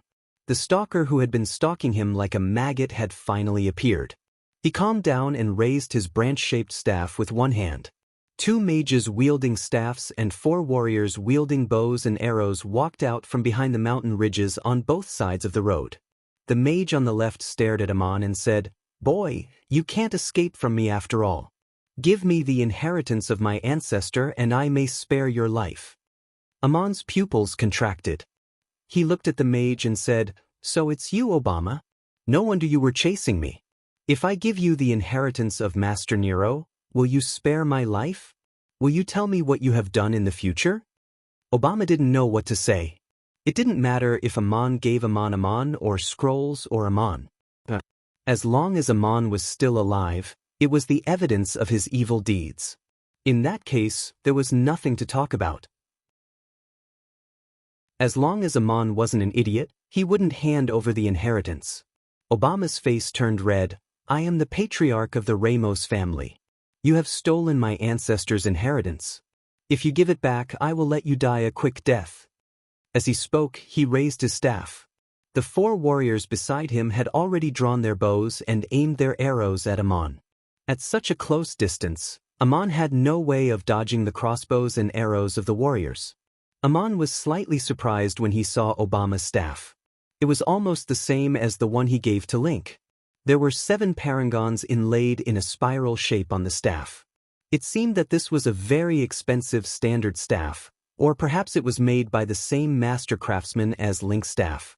This kind of staff could greatly enhance the power of all kinds of divine spells, and there was no difference in the attributes. What he didn't know was that the staff in Obama's hand was Nero's personal staff, inherited by the patriarch of the Ramos family. The inheritance that Amon returned was the chief priest's staff of the city's shrine. It was even more precious than Nero's personal staff. At this time, another mage reminded, "Lord Ramos, be careful. He must have used detection magic to detect our ambush. He is a sorcerer." Obama was slightly startled, then he grinned, "A sorcerer? Then I won't need to kill him." Before he could finish his words, the people around him suddenly let out a cry of alarm. The sound of bowstrings being pulled was heard, and the warriors suddenly released their arrows towards Amon. Another mage waved his staff, casting a sea of fire on the open ground. It turned out that Amon had arched his body without warning and rushed towards Obama like a leopard, brandishing the tree branch in his hand. He never wasted time in a fight. The arrows shot by warriors were powerful enough to pierce the heart of an elephant. Amon was rushing forward in a straight line. There was no way he could dodge, but he didn't. At the moment when the bowstring vibrated, he reached into his clothes and took out a silver shield out of thin air. The shield was 7 feet high and 3 feet long, blocking the front of his body. The 4 arrows hit the shield, and a series of buzzing sounds exploded in the air, like a big hammer hitting a huge drum. The echoes were endless, but there was no sound of metal colliding. When the arrows hit the surface of the shield, a silver light burst out. The traces left by the arrows were like stones falling into a calm lake, creating a series of ripples. No one saw where Amon took out the shield. It turned out to be a defensive artifact enhanced by magic. Moreover, Amon could also use magic, which greatly enhanced the defensive effect of the shield. It was too late for the warriors to shoot a second arrow. The only thing that could stop Amon was the sea of fire in the open ground. The other mage's reaction was obviously not slow. He immediately cast a powerful advanced fire elemental magic. It was simple and effective, burning Amon to a crisp in an instant. But Amon was not burned. The arrows hit the shield, but he only slowed down a little. With a flick of his wrist, the silver light on the shield extended along the arc of the shield, forming a ball of light that wrapped Amon in the middle. Just like that, he rushed into the sea of fire. Tongues of fire lashed out at the light shield, making a sizzling sound, as if the light shield would crack at any moment. The silver light was instantly dyed red, and Amon was wrapped in blazing heat. Amon waved the branch in his hand. There seemed to be the sound of waves surging in the air. An icy blue trace spread out in front of him, like a wave rushing out of the sea of fire. This was the advanced water magic, Icebound. Amon did not use it to attack anyone. He just opened a path for himself in the sea of fire and rushed to Obama in the blink of an eye. When the sea of fire rose, Obama thought that Amon was dead, but he did not expect that the blue light flashed and the fire split. Amon was already in front of him. He held the shield in his left hand and swung the branch in his right. The position of priest was hereditary. Obama was the patriarch of the Ramos family and had inherited the position of priest of the Shrine of Cape. But he himself had been practicing magic for so many years, but he was only a third-level mage. Naturally, he could not become an oracle like Nero. But a third-level mage could already practice advanced magic, and the staff in his hand was very useful. In a crisis, it played its full potential. The wind and sand in front of Obama were swirling. In an instant, an earth wall harder than stone rose up and crashed towards Amon. It was an advanced earth magic wall fortifying. It could be used for long-range defense and close-range counterattack. It was quite a good move. The shield collided with the earth wall, making a muffled sound like a faint thunder. Amon's rushing figure was abruptly stopped. At this moment, Obama saw a white light. It was the branch in Amon's hand. Covered with a faint layer of light, it passed through the defense of the earth wall. It was too late for him to react. The branch lightly swept across his neck. Obama's head turned at a strange angle and drooped down. No one expected Amon to take out a magic shield, nor did they expect him to be so skilled in magic. What's more, the inconspicuous branch in his hand was not only a staff but also a warrior's weapon. Although the process was complicated, from the moment Aman suddenly rushed forward to the moment Obama was killed on the spot, it only took a few blinks of an eye. Obama's body fell to the ground, and the wall fortifying collapsed. The rest of the people were stunned. The shocked warriors dropped their bows and unsheathed their swords, pouncing on Aman like madmen. They were all Aman's personal servants, but they could only watch as their master was killed. They didn't even have time to protect him. The other mage was called Gajue, a 4th-level mage and a close friend of Obama. He was invited to help this time, and it was said that he would get a lot of benefits after the success of the mission. Gajue thought it would be easy to deal with a hunter from the countryside, but he did not expect that Obama, the mastermind, would be killed as soon as they met. His eyes were filled with horror, and he frantically waved his staff as he retreated. Blades of wind danced around Aman, like countless tiny blades slicing at him. At the same time, there were all kinds of flashes of light, making Aman's body feel heavy and his reactions slow. The air became sticky, hindering all his movements so that the warriors could cut him into pieces. This was a reasonable way for mages to cooperate in a battle. Gajue was obviously very experienced. If the 4 warriors had formed a battle formation and fought with all their strength, they might have been able to fight Aman. But Aman suddenly rushed in front of Obama. In shock, they threw away their bows and pulled out their swords and rushed at him. In their panic, they attacked at different times. Although the interval between their attacks was short, it was enough for Aman to react separately. These people were all low-level warriors, 2 3rd-level warriors and 2 2nd-level warriors. Obama did not know Aman's strength, and he thought that this was like killing a chicken with a butcher's knife. Aman felt his body become heavy, but he wasn't affected much. The air around him seemed to have become sticky, hindering his movements. But he didn't move at all. The sword of the first warrior slashed at him, and Aman pushed the shield in his hand to meet it. The heavy shield hit the tip of the sword heavily. With another flash of silver light, the slender sword was abruptly broken. Aman turned his wrist and lifted the shield. The iron rod stretched out from below and hit the chest of the warrior. It seemed to be a light touch, but the light from the tip of the rod sank into the warrior's body. The warrior spat out blood and fell down, twitching. But Aman did not look at him. He turned around and waved his staff, making a sound of metal colliding. He blocked the sword of another warrior and swept the edge of the shield horizontally, like a huge battle axe chopping at the waist of the warrior. With a miserable cry, the warrior was not cut in two. Instead, his body was folded into a strange shape like a piece of paper and flew out. When he landed on the ground, he had lost his life. The other 2 warriors had just rushed in front of Aman. Seeing this scene, they were terrified and had lost the courage to fight Aman. But everything happened too fast, and they had no time to react. The swords in their hands were still stabbing at Aman. Aman swept his shield horizontally like a heavy iron door, continuously bouncing off the attacks of the 2 swords. He raised the staff in his left hand and waved it in the air. 2 wind blades flew out in succession and cut the necks of the 2 warriors. The wind blades looked like soft kisses. In an instant, deep wounds appeared on the necks of the 2 warriors, and blood gushed out. The rain of blood did not fall on Aman, but was blocked by the light emitted by the shield. The 2 warriors also twitched and fell to the ground. Their bodies trembled violently like prawns suddenly thrown into a pot of boiling oil. Soon they became motionless. The other person died even faster than the 2 warriors. Just as they fell to the ground, Aman suddenly threw the shield in his hand with all his might. The heavy shield spun like a frisbee, striking at the retreating mage with a sharp gust of wind. This was a precious weapon blessed by magic. It was obviously Aman's self-defense. No one expected him to suddenly throw it away in the middle of a battle. At the same time as he threw the shield, Aman raised his staff and a white light sprinkled down, eliminating the negative effects on his body. No matter how fast Aman retreated, he was not as fast as the shield.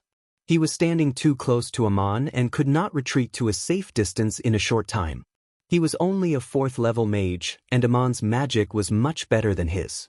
At the same time, he was also a 5th-level warrior. In a hurry, Aman only had time to raise his staff forward and cast an invisible shield out of thin air. The shield encountered an invisible barrier in the air, and a cracking sound came from an unknown place. Obviously, Amon was standing in the same place and did not touch anything. But as if he was hit by a sledgehammer, he flew out with a scream. After he landed, he knelt on the ground. Then he felt a heat between his eyebrows and the whole world disappeared in his eyes. It turned out that Amon had turned the branch and a flame flew out of the tip of his staff and hit Amon's forehead. The flame only left a scorch mark. Although Guju's body seemed to be intact, the scorching heat had already penetrated his brain and instantly killed him. Before they could finish a cup of wine, Obama and the others were dead, while Amon was unharmed. He did not use the scroll. For one thing, it was unnecessary. For another, he did not want to use the scroll left by Nero to kill Nero's family. A gust of wind blew, rustling the grass and trees in the mountains and blowing the clothes of the corpses. The bodies of the 6 people who were alive a moment ago gradually became cold. There was a sad look in Amon's eyes. He sighed softly, like the wind blowing through the treetops.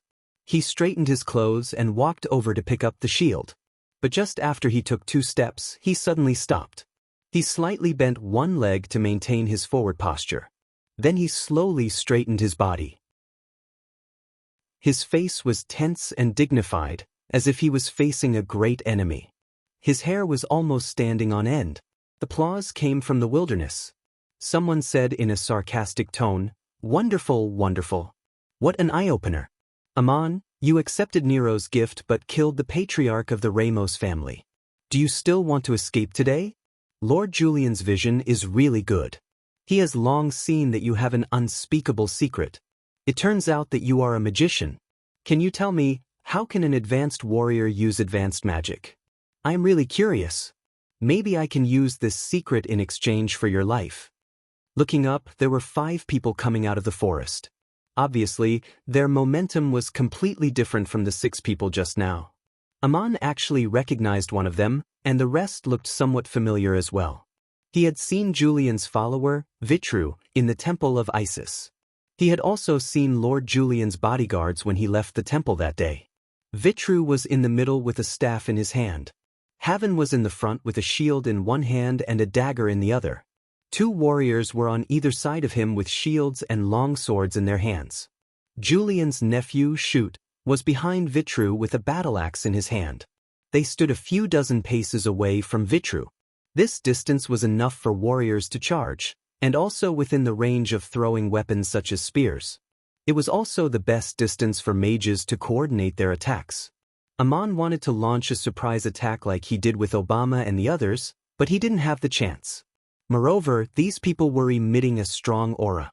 Amon was obviously not their match. Vitru looked at Amon like a cat looking at a mouse that it could toy with.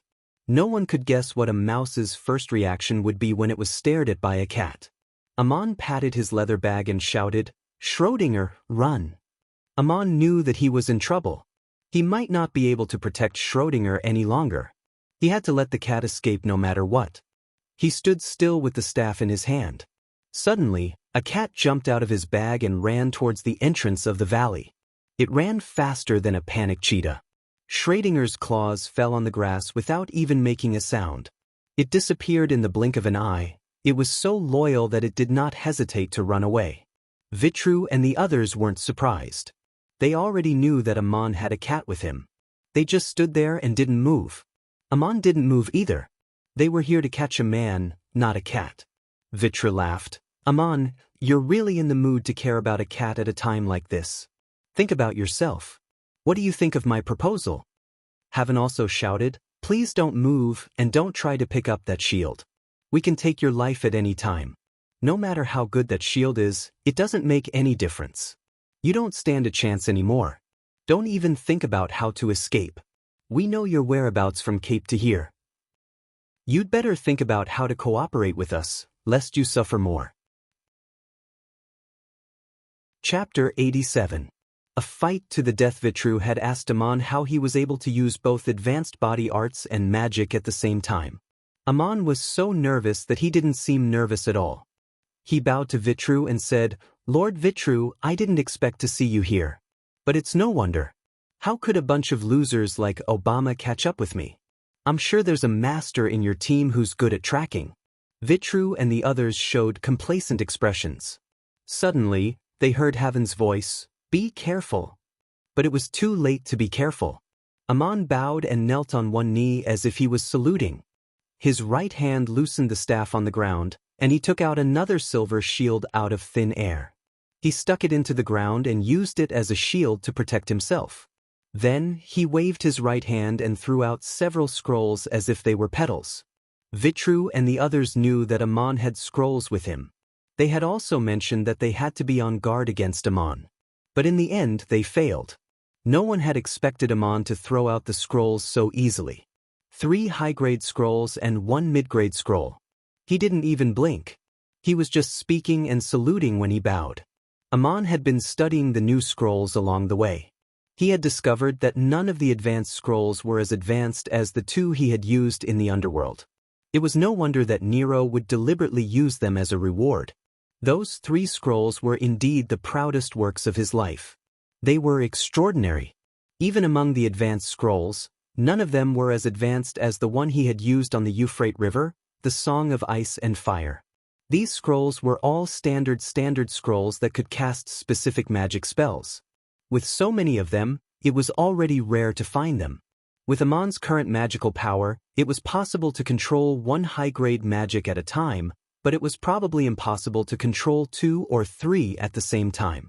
But Aman, just like in the underworld, only unfolded the scroll to activate the magic and did not control it. The first scroll was called Dancing Wind Blade. It was a high-level magic that attacked indiscriminately in a large area. The wind in the valley was chaotic. Countless tiny air particles were condensed and compressed like sharp blades, flying in all directions in a disorderly manner. Wherever it passed, the trees and grass were turned into fragments, and smoke rose from the ground. The second advanced magic scroll was Space Fisher. It was also an advanced magic that attacked indiscriminately in a wide area. It was mixed with countless wind blades, distorting the space. Tiny cracks appeared in the air. The branches that were swept into the air were silently dislocated, as if they had been cut in half by some unknown force. The third high-level scroll was Frost Mist. A thick fog rose from the forest, and tiny ice crystals spread out in all directions, like needles that couldn't be seen with the naked eye. Its attack power was not very great, but it had a very good effect of blocking line of sight and interfering with detection, making it difficult for people to find Aman's position, and it was difficult to tell from which direction these attacks came from. The changing wind blades were mixed with the sudden appearance of space cracks. Covered by the frost mist, it was difficult for people to detect them. This was a trick Aman had figured out long ago. He believed that using these 3 scrolls at the same time could achieve the best damage. Moreover, they were the most unexpected and difficult to defend against. Aman unfolded the scrolls and no longer controlled them. This meant that he was also under the attack of the scrolls.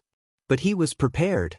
He knelt on the ground and used his heavy shield to block most of the attacks from the front and the top. A light shield rose along the curved surface of the shield and completely protected him. At the same time, Aman quickly picked up the staff on the ground and raised it up. The dust in front of him condensed into a thick and solid wall. This was the advanced magic wall fortification. Obama had just used it, but Aman was much more skillful than him. Even if Vitru knew that Aman could use scrolls, he didn't expect that Aman would use so many advanced magic scrolls at the same time. And he didn't expect that Aman would also put himself under the attack of the scrolls. He didn't care about money, but he also didn't care about his own life. He was willing to spend a huge sum of money to cut people down. Vitru and the others also had scrolls with them, but they didn't use them right away. On one hand, they didn't need them to deal with Aman. On the other hand, they were Lord Julian's magic scrolls. It would be best if they didn't use them. The scrolls that Aman threw out were equivalent to a vast and luxurious manor on fire. Herds of cattle, servants, beautiful women, luxurious clothes, and gold and silver were all turned into mist, blades of wind, and fissures. Aman didn't control the power of the 3 advanced magic scrolls. Instead, he controlled another advanced magic scroll and aimed it at Vitru. He didn't want this brilliant mage to launch a desperate counterattack. At the same time, he didn't want Vitru to have a chance to use the scroll on him. Therefore, he decided to temporarily stop Vitru's attack. This advanced magic scroll didn't cause any damage. It could only temporarily confine the target in a certain space. Aman had used it on the Euphrates River to deal with the serpent monster. Later, Gilgamesh compensated him with a similar scroll. Now he threw it out again. Vitru sensed that the space around him had been constricted. He seemed to have been cut off from the battlefield. In fact, Aman was worrying too much. Vitru didn't have a chance to counterattack. His first choice was to defend himself. Vitru cried out in surprise. He waved his staff. The shields in the hands of the warriors on both sides of him and Haven glowed with a silver light. The light formed a huge light shield, protecting the entire formation. Vitru waved his staff again and a set of transparent armor appeared around his body. The armor glowed with a dark brown light and wrapped around the mage's body. Even his eyes couldn't see through the armor. This was the most advanced defensive magic of the air element. Instant shield. When using this magic, the mage couldn't even move, let alone be constricted by the spatial shackles. Haven's posture was almost the same as Aman's. He was kneeling on one knee and holding a round shield in front of him. In front of the shield, there was also a circle of bright light. The circle of light was small, but it was just enough to protect Haven. Haven had also undergone the second awakening of his power. He had mastered a low-level auxiliary magic. His combat skills were quite good. The shield in his hand was also enchanted by magic. It was a strange battle. Everyone on the battlefield was clenching their teeth and struggling. They were like fragile sandcastles that could be crushed at any moment in a gale. Vitru unfurled the scroll. The divine spell didn't last long. The spatial confinement of the intermediate scroll had been shattered by the combined power of the other 3 scrolls. Vitru didn't even need to cast a spell to dispel it. However, the scroll killed one of them. Due to the interference of spatial shackles, Vitru's divine barrier failed to protect Shute, who was standing behind him. The nephew of Lord Ariya was the first to fall to the ground. A fatal wound appeared on Shute's forehead. The deep crack in the air almost split his head in half. Countless wind blades left numerous wounds on his body. Shute died a wrongful death. He was standing in the safest and least vulnerable position, but he didn't expect Aman to launch such an attack. When the crack disappeared, the wind blades dispersed, and the mist still lingered in the air, the most powerful attack was finally over. The seemingly sturdy earth wall in front of Aman had long been smashed into pieces, and the silver light barrier had also shattered and disappeared. Only the giant shield was still intact, protecting his body. The clothes on Aman's right shoulder blade and left thigh were torn. Blood was flowing out, as if they had been cut by a sharp knife. The situation on the other side was even worse. Shute was dead, and the 2 warriors beside Vitru were lying on the ground with serious injuries. It was hard to tell which was the most fatal wound. The warrior on the left was still holding his sword in his right hand, but his left arm, which was holding the shield, had been separated from his body. The warrior on the right had several deep wounds on his waist. Blood had dyed half of his body red. Only 2 of the opponents were still fighting, Vitru, who was standing, and Haven, who was half kneeling. The clothes on Haven's shoulder were also torn. Blood was seeping out of his right shoulder.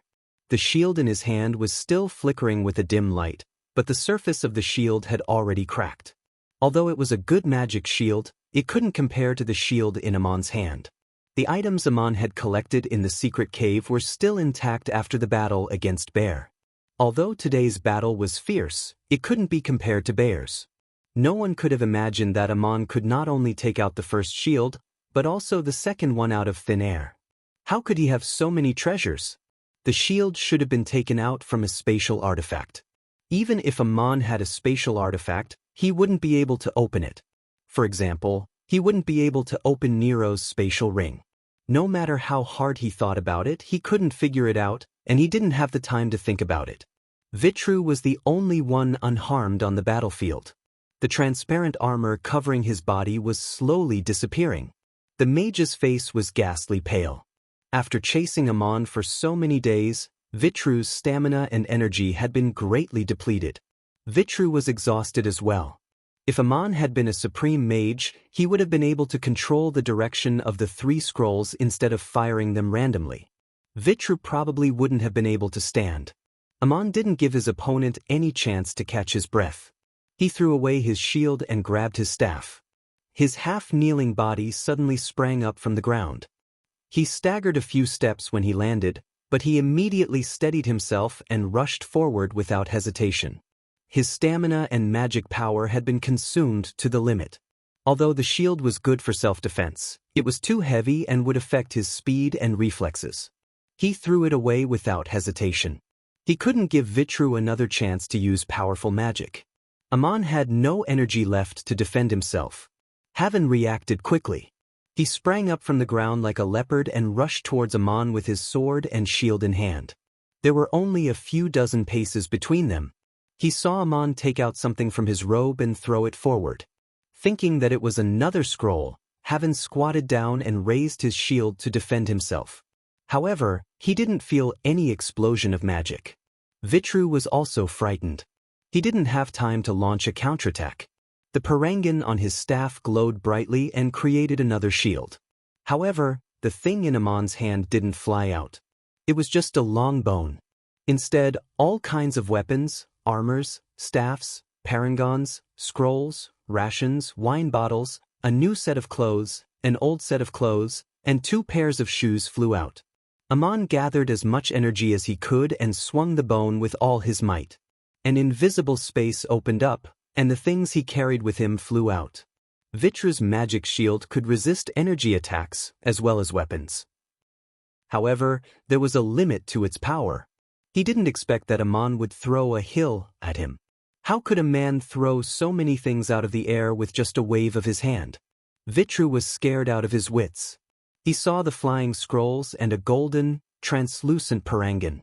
It was the god's tear that so many people dreamed of. The god's tear pierced through Vitru's magic shield and hit him in the face.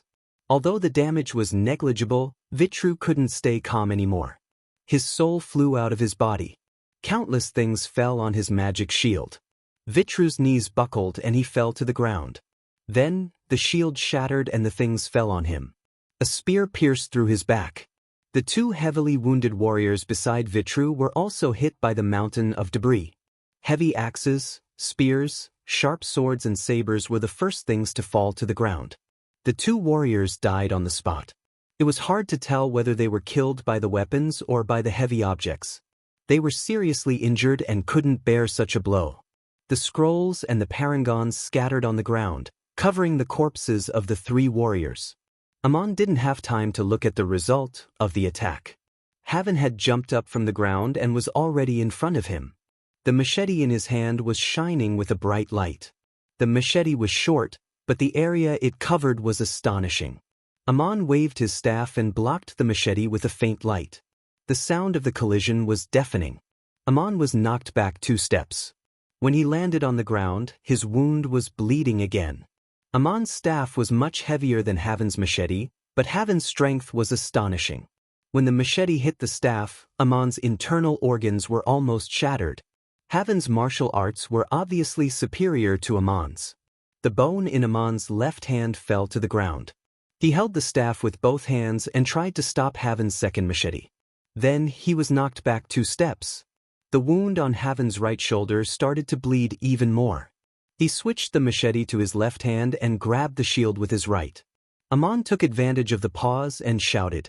He swung his staff at Haven with both hands. The sound was like a hammer hitting a broken gong. Haven blocked the staff with his shield and swung his machete horizontally. Suddenly, Aman felt a strange twisting sensation. When his staff hit the shield, it was pulled to the side by a force, almost causing him to lose his balance. He hurriedly dodged to the side, but Haven's blade had already cut through his clothes and left a deep wound on his ribs. Blood gushed out instantly. This man actually knew magic, a simple low-level magic that could be used to support martial arts in battle.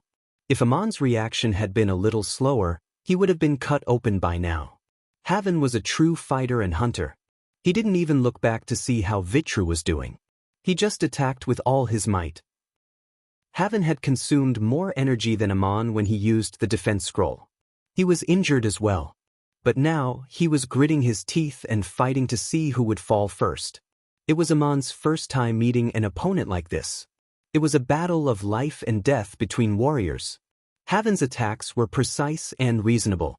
Amon didn't have many opportunities to counterattack. He could only wave his staff and retreat. The continuous impact made him feel weak and dizzy. Blood trickled down from the corner of his mouth. Amon's martial arts weren't very good, but his movements were quick and practical. He could always block the fatal attacks with his staff. Every counterattack was blocked by Haven's shield.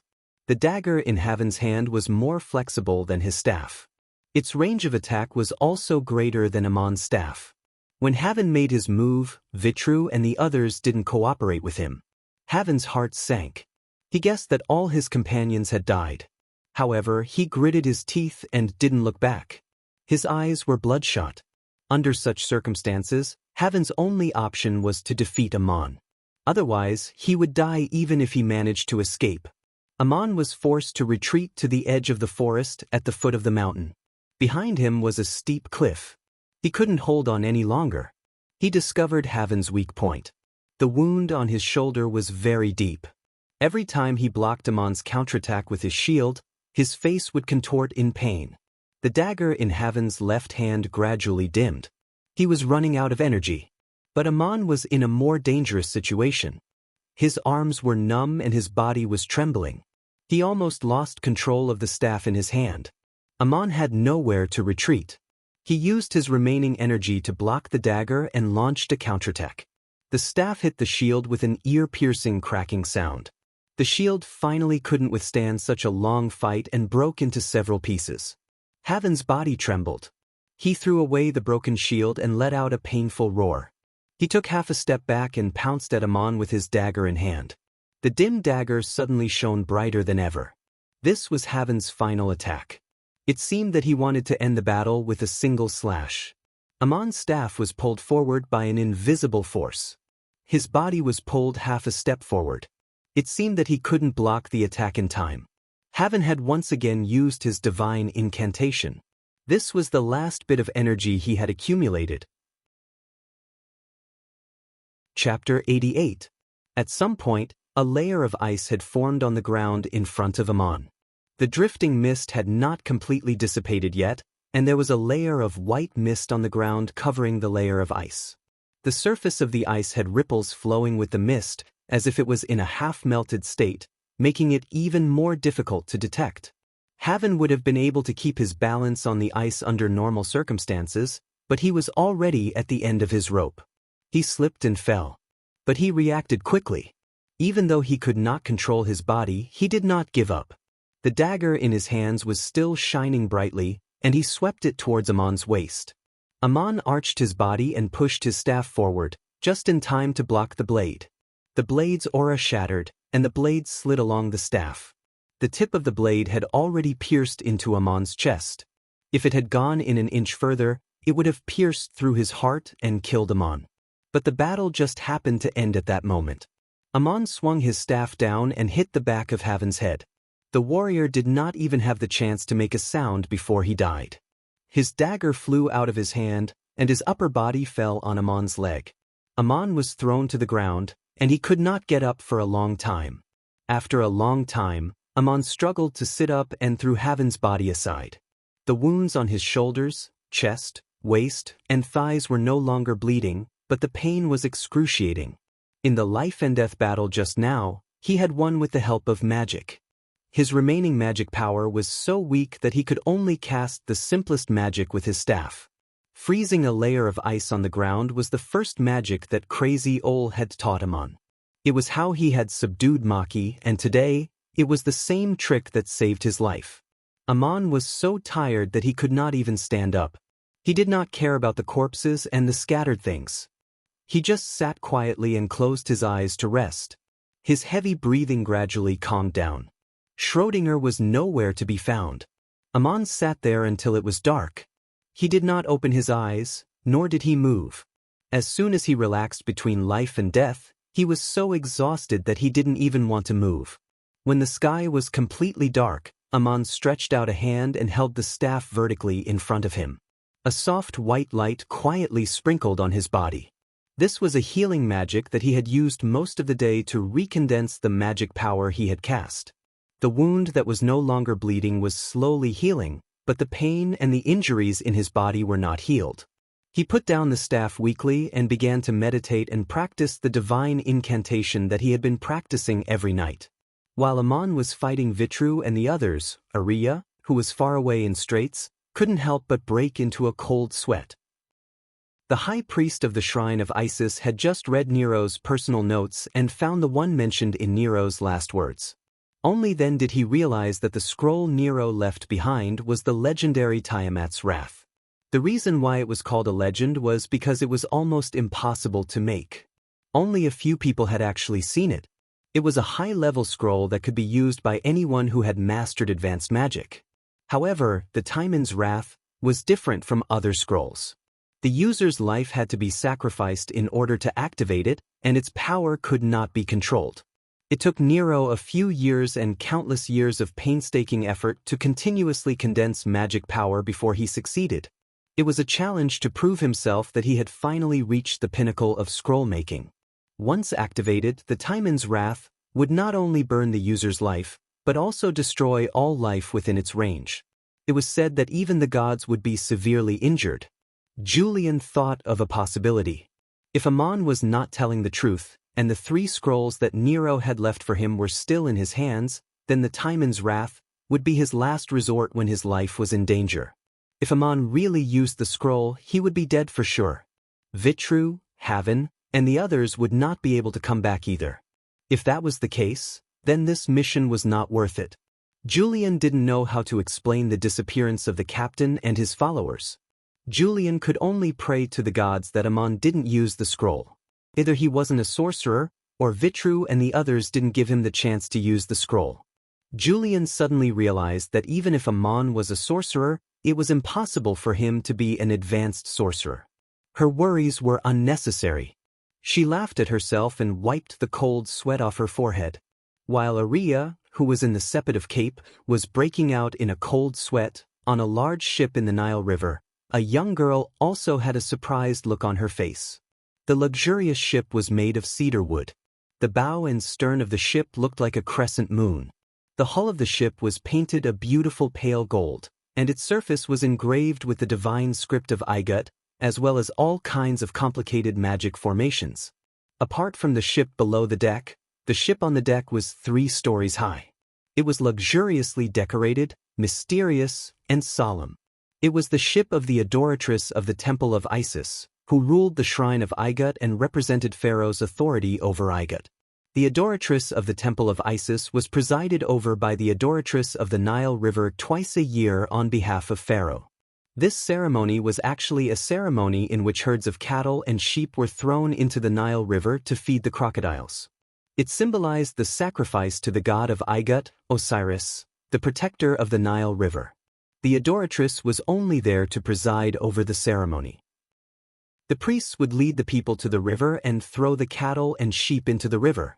Groups of crocodiles would swim over and fight for the food, tearing at the cattle and sheep with their sharp teeth. This terrifying scene caused the tens of thousands of people to inexplicably feel a deep sense of reverence for the gods in the depths of their hearts. Maria was sitting on a high platform far away from the shore with a staff in her hand and a golden crown on her head. She had no expression on her face. She did not want to see the scene by the river. She just prayed to the goddess Isis in her heart. If it was a few years ago, this delicate and pure girl would never have dreamed that she would be presiding over such a ceremony. But now, as the adoratress of the Temple of Isis, she had no choice but to give everything to the gods. After the ceremony, the adoratress boarded the ship and left the shore. She was going to inspect the Nile River on behalf of the goddess Isis.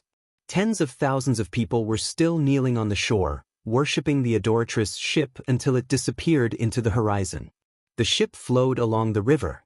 Maria sat on the balcony on the 3rd floor of the ship, looking at the mighty water and thinking about something. Gabriel stood beside her with a sword hanging from his waist. On both sides of the deck below, The attendants of the adoratress were sprinkling various prepared offerings into the river. The offerings were made of dough and sheep fat, symbolizing the legend of Osiris slaying the monsters and protecting the people of Igut.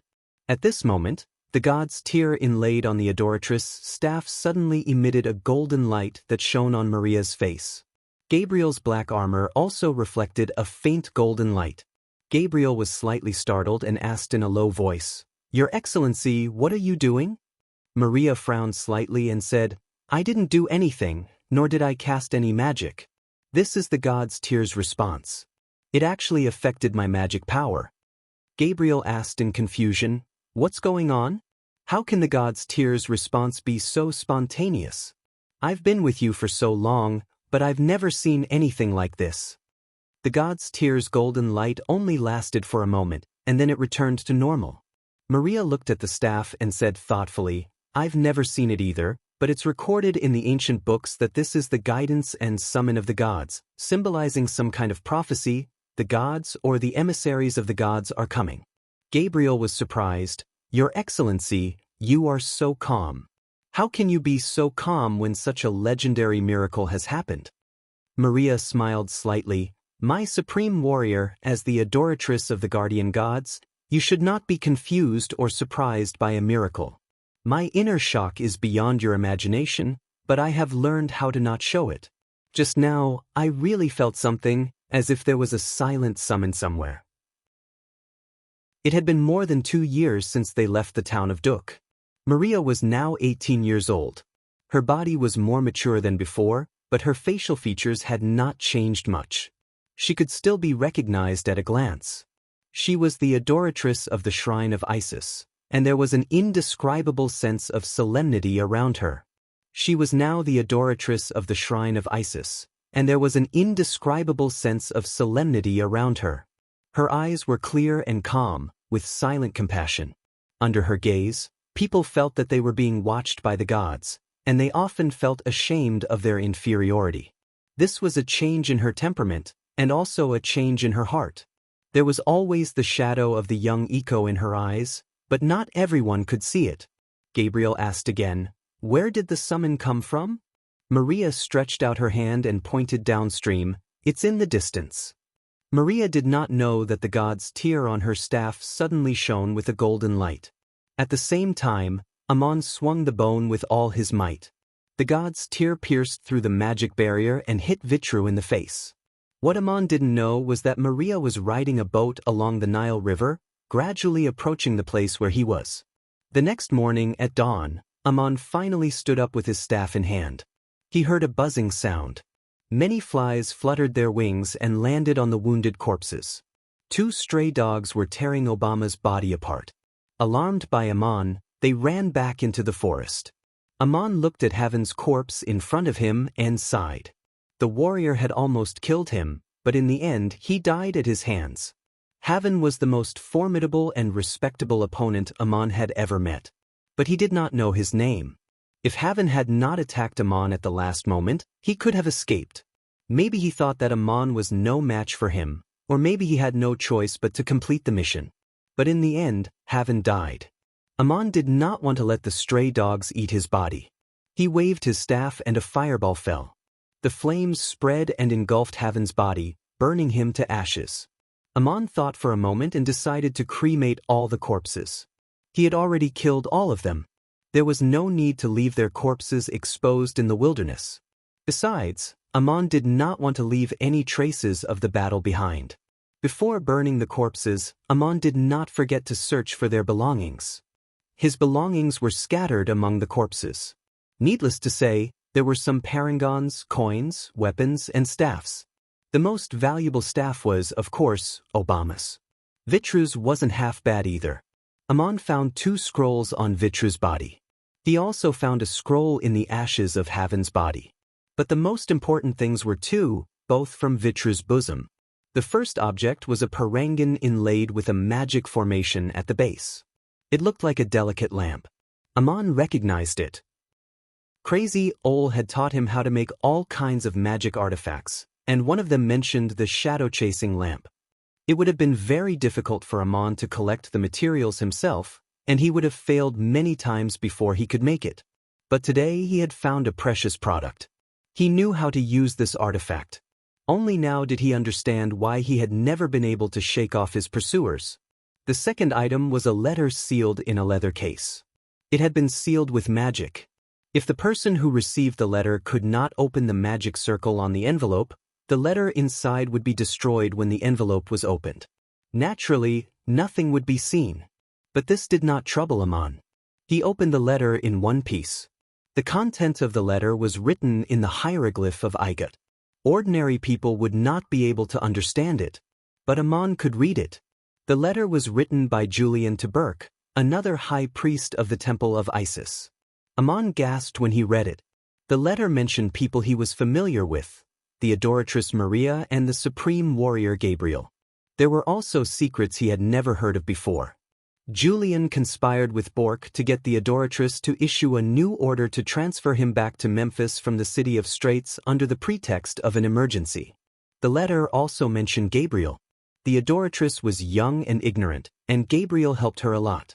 They should find a way to transfer Gabriel away from the temple so that she would never have a chance to come back. Julian recommended Haven, the captain of her guards. She said that this warrior was likely to be promoted to a supreme warrior and could take over Gabriel's position. Aman only knew that Echo had become the adoratress of the temple of Isis. But now he knew that the high priest of the temple of Isis had other selfish motives. It seemed that he was not willing to give up his full strength. He just wanted the adoratress to be a symbolic puppet. He even had the intention to murder Gabriel. It seemed that Gabriel was now the most valued assistant of the adoratress. The assistant of the adoratress should have been the high priest.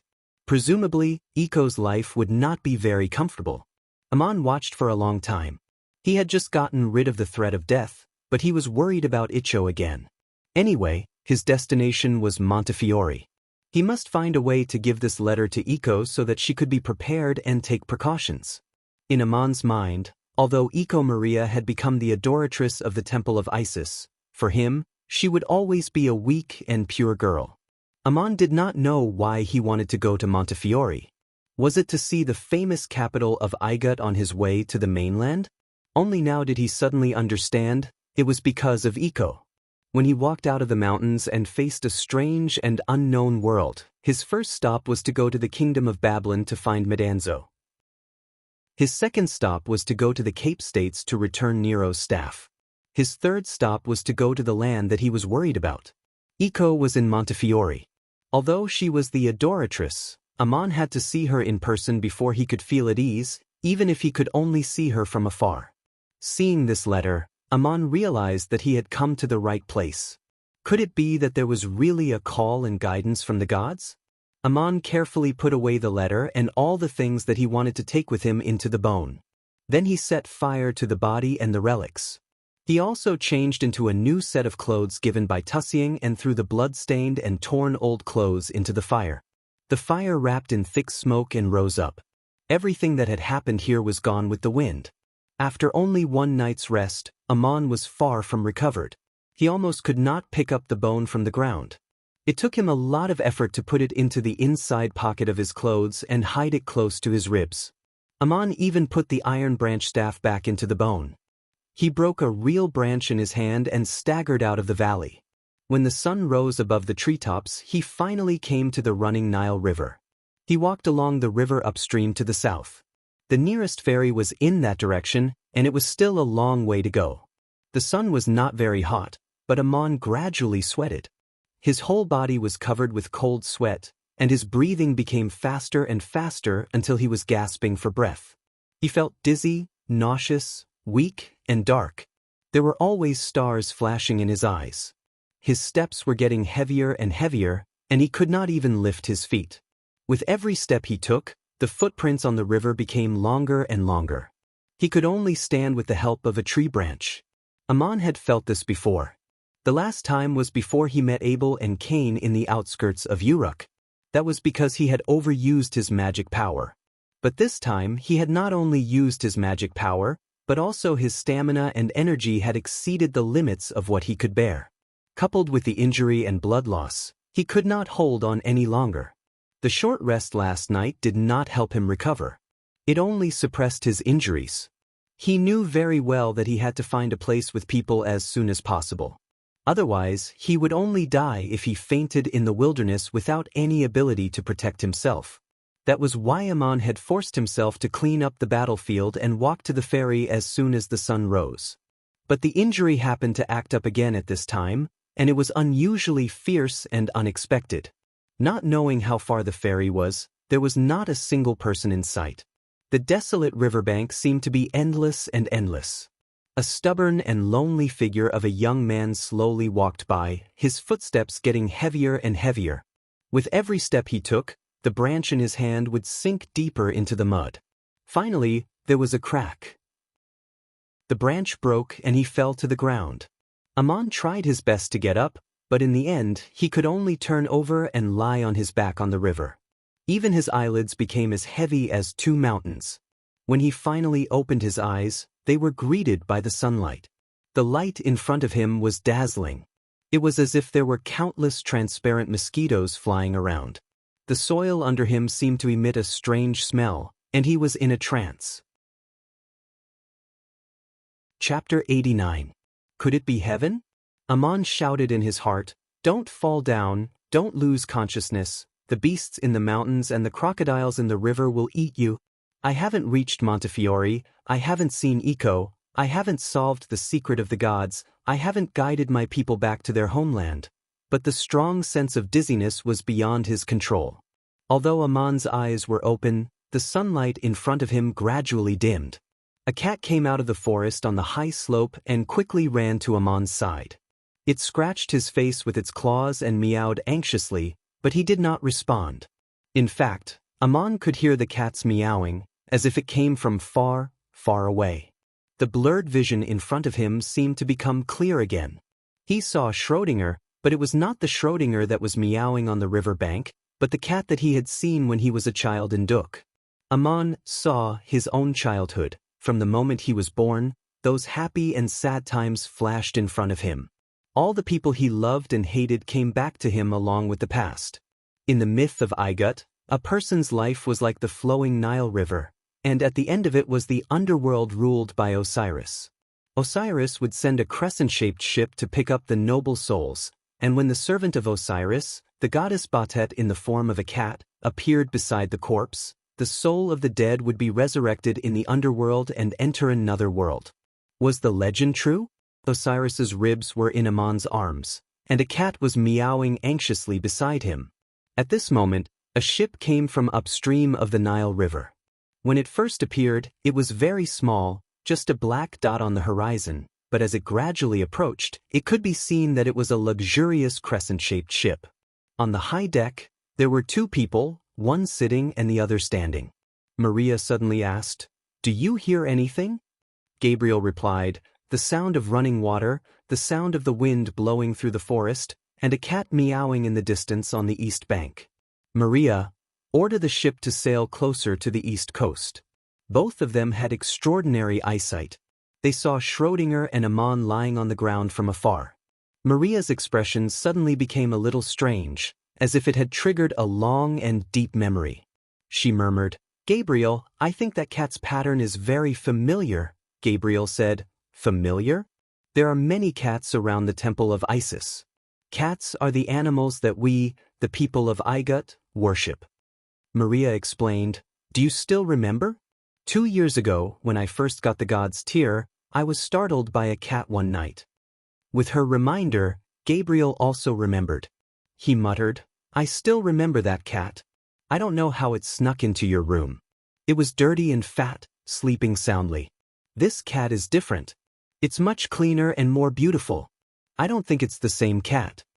Maria sighed inexplicably. People's lives change, and so do cats. "I remember that cat's pattern. It's almost exactly the same as this cat's. Order the ship to dock and go over to see what happened to that man. It's rare to see a cat so concerned about its owner." The experience in Duk had been a long time ago, but for some reason, Maria could still remember those few days very clearly. It was as if they were deeply imprinted in her mind. She could recall every scene, and she could even remember the patterns on Schrodinger's body.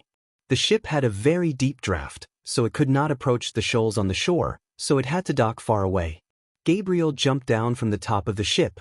With a light touch of her toes on the deck, the bow of the ship dipped slightly. She took advantage of the momentum and jumped onto the shore. Her body was extremely agile. Gabriel walked to Amon with his sword. He lowered his head and asked, "Poor and loyal cat, your voice is so anxious. Is this your master? What has happened to him?" The warrior walked over majestically. Even a lion would retreat because of her imposing manner. But Schrödinger did not run away. He just squatted on the ground and looked up at her. Gabriel couldn't help but feel a little funny. She was talking to a cat, and the cat could not answer her question. So she lowered her head and used the puppet eye spell to scan Amon's body. Then she turned back and shouted, "Your Excellency, this man has no scars on his body, but he has suffered a very serious injury. His strength and energy have been greatly consumed. He is in a state of exhaustion. His life force is fading away, but he is not dead yet." Before his voice trailed off, a faint golden halo appeared above Amon. From the halo, a white mist of light sprinkled down on his body, like a quietly flowing milk waterfall. This was the blessing of Isis, a blessing magic that could only be performed by the adoratress with the god's tear. It could not only heal injuries, but also eliminate pain, wash away fatigue, restore physical strength, and give people confidence, strength, and courage. In short, it was equivalent to a magic that could eliminate any negative effects. The first time Maria used this magic was in the Saya Desert, south of Duk, 2 years ago. The caravan was attacked and Gabriel was injured in the fierce battle. Maria suddenly used this magic. It was the simplest and most profound magic. At that time, Maria's power was still very weak, and the blessing of Isis was only a symbol. But now the situation was very different. Maria used a supreme magic, and it was only for Amon. Not long ago, she had just become a 6th-level mage. In just 2 years, her achievements were amazing. The milky white curtain of light fell from the golden halo on Amon's body. Looking at Maria, he didn't know when she had gotten off the boat. Holding the adoratress staff, she stepped on the muddy water of the Nile River and walked over. It was difficult for a 6th-level mage to control air and water magic so exquisitely at the same time without the help of scrolls or other artifacts. She was like a goddess who walked on the waves. But Maria's staff was probably the best in the world, so it was not surprising that she could do this. When the servants saw the adoratress walking on the waves, they all saluted her on the deck. Gabriel asked in surprise, "Your Excellency, why did you come ashore in person?" She stopped a few steps away from Amon and said, "I want to see the man's condition. He seems to have been through a fierce battle, and all his strength is exhausted. He is also seriously injured, beyond the limit of what his body and mind can bear. It is dangerous for him to faint in the wild like this. I can wake him up. Ask him what happened." Amon lay there, memories of the past flashing before his eyes. A hazy golden light appeared in his eyes. He felt very comfortable. His consciousness seemed to have left his body, or his body seemed to be his consciousness, as if he was floating in the clouds. It felt like his mother's gentle touch when he was a child. It was a memory that was too long ago and almost forgotten. He saw Aristotle, Gabriel, and Eco Maria again. When he returned to the courtyard in Duk, his eyes were fixed on Eco's figure. He looked at her. The girl in front of him was particularly hazy, but it was getting clearer and clearer. She seemed to have grown up, with a mysterious and mature noble temperament. The scene around him was no longer the courtyard in Duk, but the wilderness beside the Nile River. She was wearing a luxurious dress, holding a staff and a golden crown. Amon was looking straight into her eyes. Amon woke up, but he did not realize that he had woken up. He was still in a trance. He looked at Maria and seemed to be talking to himself. "Eco, is that you? You look so beautiful, just as I imagined. I finally see you. Am I already dead? How can I see you here? This is not the gloomy underworld. Is this another home for souls? Where exactly is this place? What should I call it? If I can give it a name, can it be heaven?" Gabriel frowned and said, My lord, what is he talking about? This man is still not very awake. He must have mistaken me for someone else. When she heard Aman say the name Eco, her delicate body trembled slightly. The usually calm adoratress rarely lost her composure like this. Fortunately, Gabriel was staring at Aman and did not notice it. At this moment, Maria recognized who was lying on the ground. Although Aman's appearance had changed a lot, his facial features still had the shadow of that young boy. The pattern of the cat beside him was so familiar. How could it be someone else? More importantly, he called her by her pet name. Maria thought that no one in this world would call her that. Maria remembered that when she was in the room in the small building in Duk, she secretly wrote a line on the wall, "Aman, my name is Eco." Then she erased it. How could he find it? Was it because she did not wipe it clean enough and left a mark? But this doubt was soon diluted by another surprise. Aman was still alive. Maria naturally heard about the flood. It was said that the whole town of Duk was destroyed by the flood. No one survived, so Aman should be dead. She heard the news not long after she officially became the adoratress. She shed tears in secret. That was the first and only time she shed tears in the temple of Isis, as if she was saying goodbye to the past. But Maria always felt that Aman was not dead, and should not be dead. Maybe this feeling was just a wish in her heart. She did not expect to see Aman again today.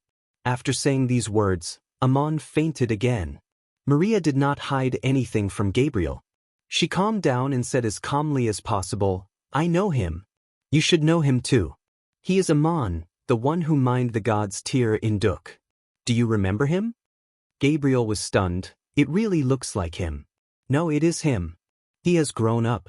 But I can recognize him as soon as you remind me. This cat has lost a lot of weight. He is still alive. He is really blessed by the gods. But why is he here today? What happened to him?" Maria turned around and did not look at Aman again. She sighed softly and said, "The ancient records are right. He was the one who mined the god's tear and made me the adoratress. I met him today. It was really the call and guidance of the gods. This man is very important. We should save him and protect him. We can't leave him here. His life is not in danger anymore. Take him away. We can interrogate him when he wakes up." When Aman woke up again, he found himself lying on a boat. Schrödinger was squatting beside him. In the noon sun, there was a faint golden light shining on him. The dizziness and nausea gradually disappeared, and so did the pain in his body. Of course, he knew that this was a kind of brilliant magic. There should be a mage who was saving him at the cost of his magic. Aman was not in danger anymore, but he was still very weak. He needed a good rest to recover. He raised his head with difficulty and looked around. He found that this small boat had no sails or oars. It was being pulled by an invisible force and was following behind a magnificent ship, breaking through the waves. A warrior was standing at the stern of the ship. She was a very beautiful woman, but at first sight, she gave Aman a sense of awe-inspiring majesty. Aman was a little confused. "Lord Gabriel, why do I see you? Where is this place?" Gabriel smiled faintly. "You know me.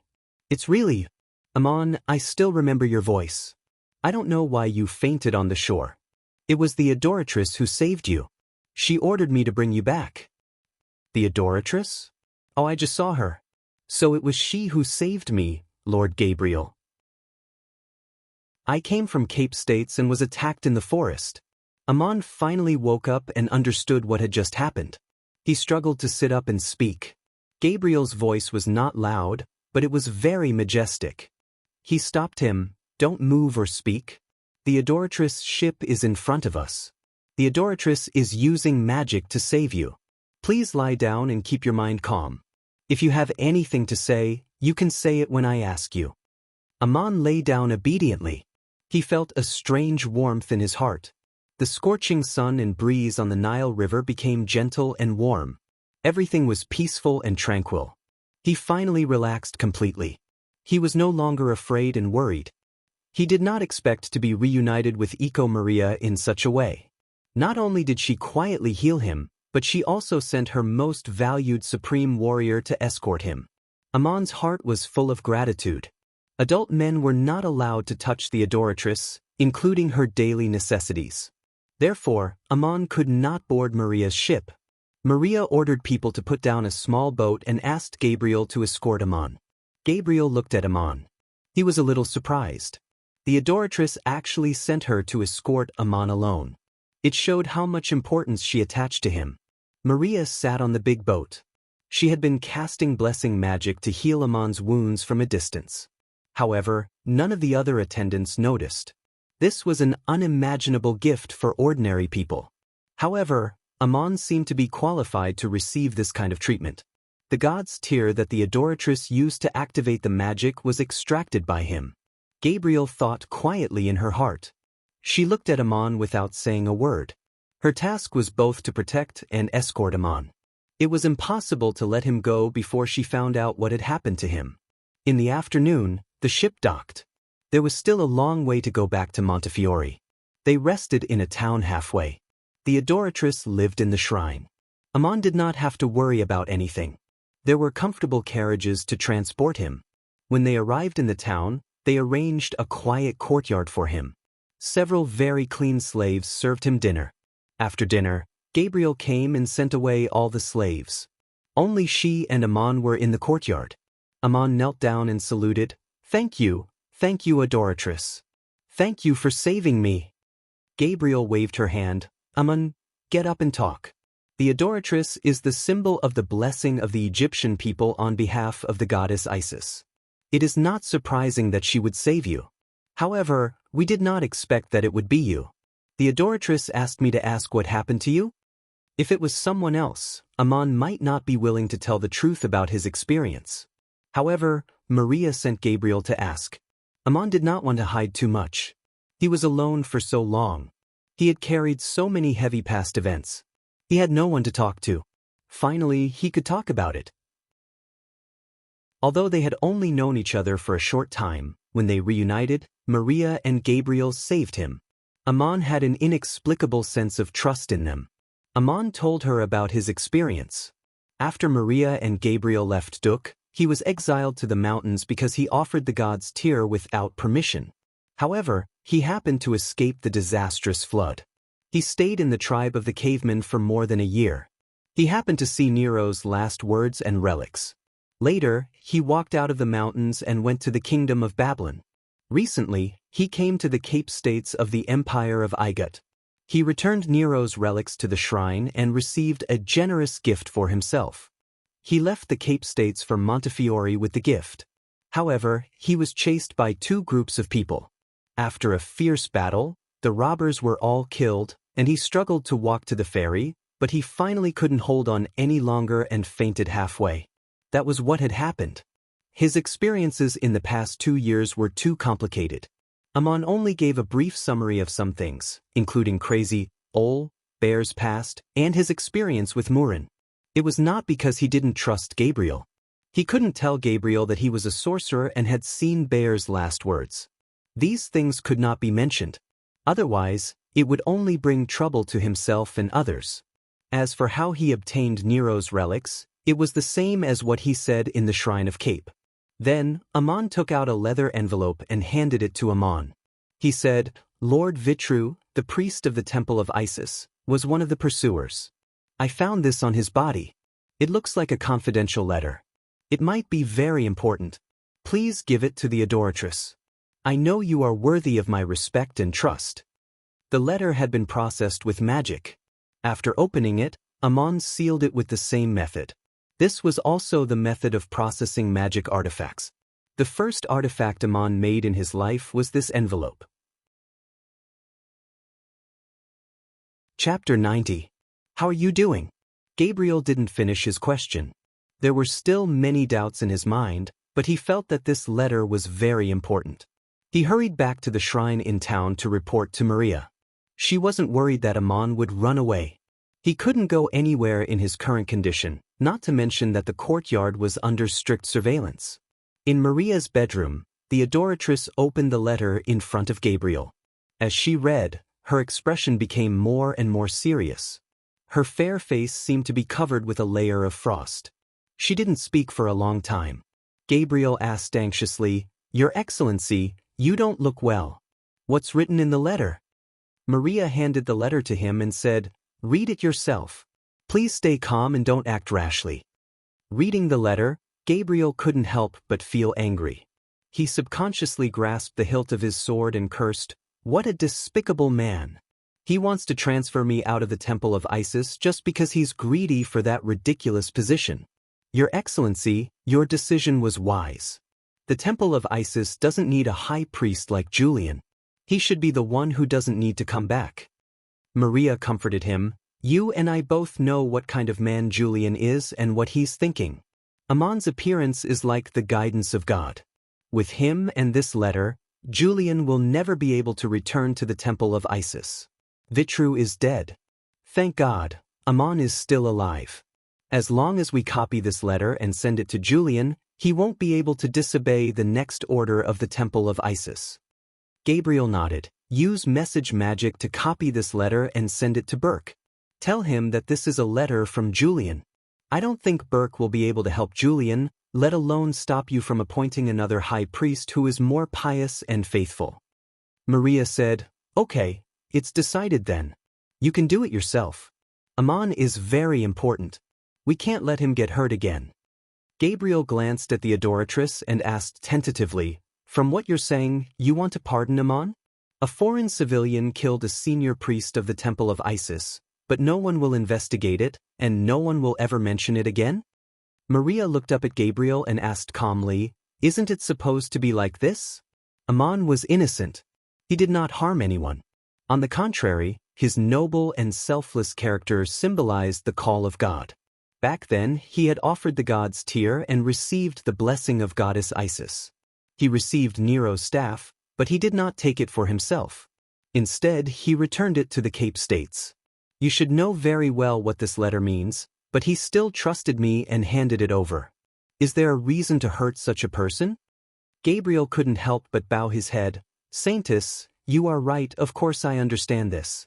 But I have seen too many noble people do shameful things, such as Lord Julian.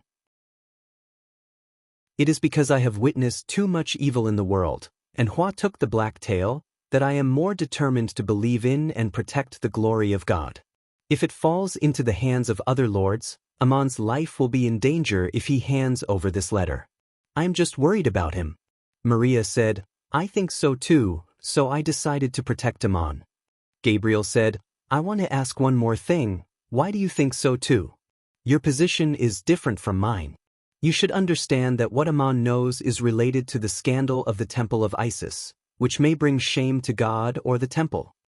Maria smiled faintly. "Shameful people can only humiliate themselves. As the saintess of goddess Isis, I protect the dignity and glory of God. Whether in the sun or in the dark, I will not do anything that will bring shame to the gods. That is true faith." Gabriel bowed and said, "You are indeed the saintess. Your eyes symbolize the pity of the goddess. I want to confess to you, I was just wondering if Amon knows the contents of this letter, and I was thinking about what to do if he knew." Maria looked at the envelope on the table and said, "The envelope does not seem to have been touched, and the content is written in Igut. He should not know what is written in it. In fact, even if he has seen it, what can he do? It is not his fault that the letter fell into his hands. The content of the letter is very important to us. We should thank him. Gabriel, I want to ask him myself."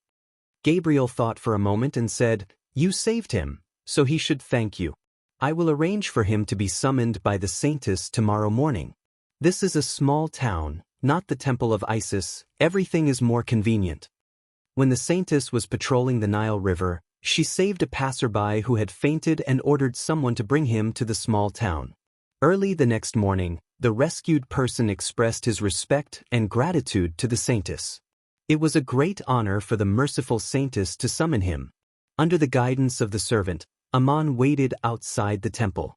After the saintess finished her breakfast, the saintess summoned him. The location was the ceremonial hall of the temple, which was also the place where the saintess temporarily handled official business. A blanket had been laid on the ground, so Amon couldn't get too close to it. He bowed to the adoratress on the blanket according to the prescribed etiquette.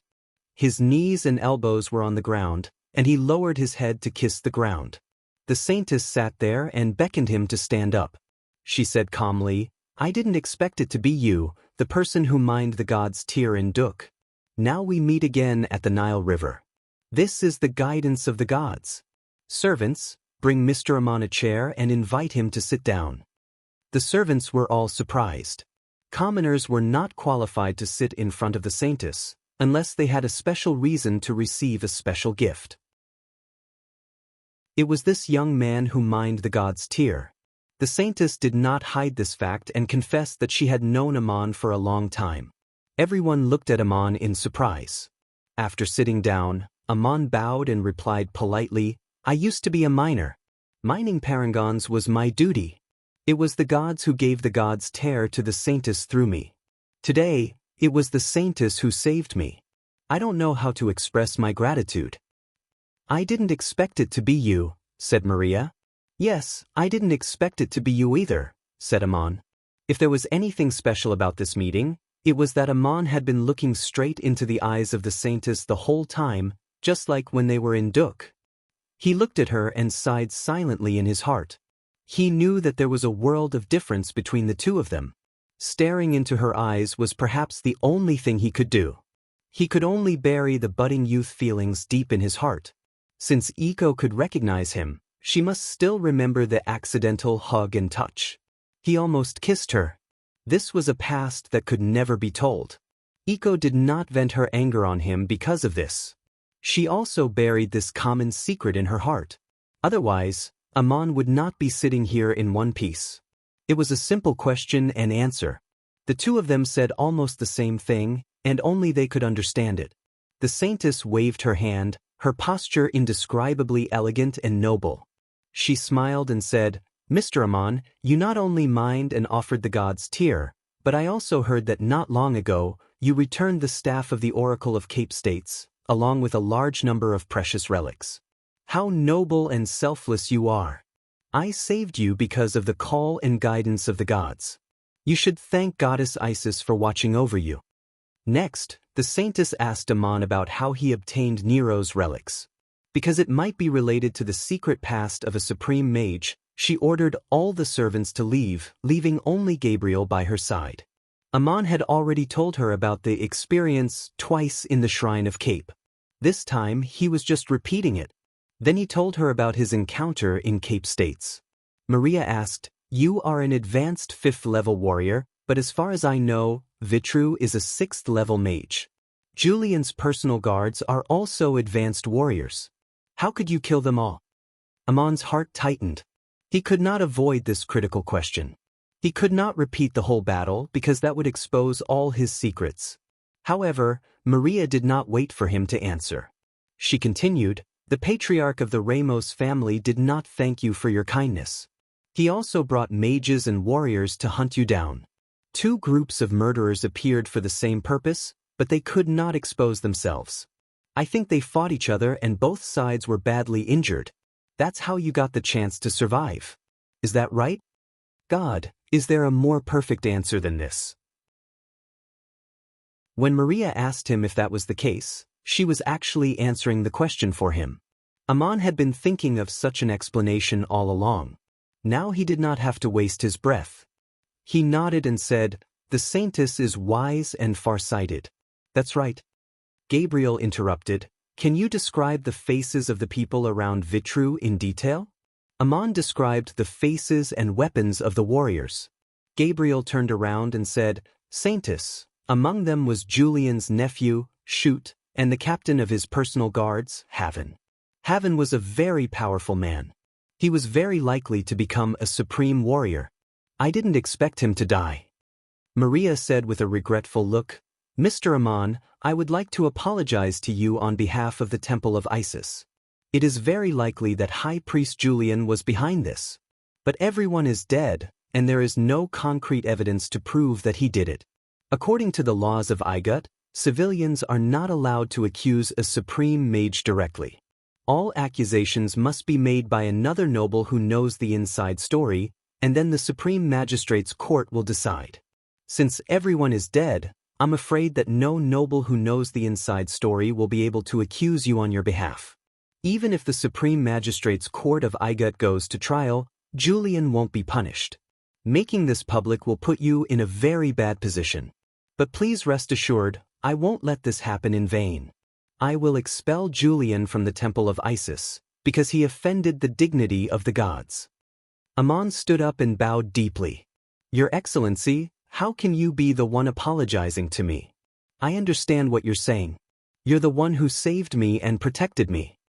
Maria waved her hand again. Amon, please sit down and talk.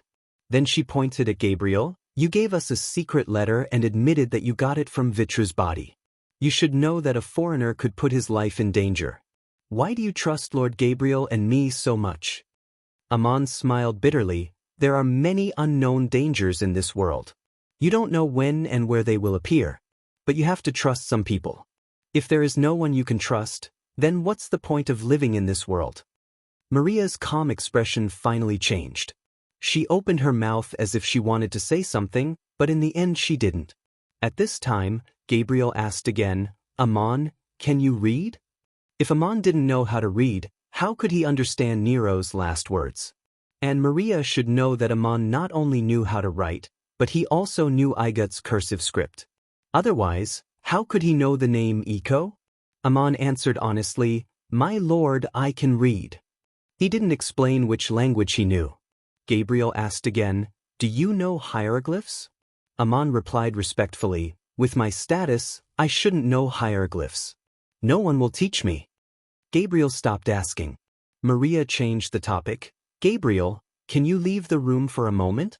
I have something to ask Amon alone. Gabriel was stunned, but he immediately obeyed and left the room, standing guard outside with his sword. It seemed inappropriate to leave a grown man alone with the saintess, but Gabriel knew that there wouldn't be any problems. He trusted Maria more than he trusted himself. What if Amon was an assassin? There was no need to worry about this.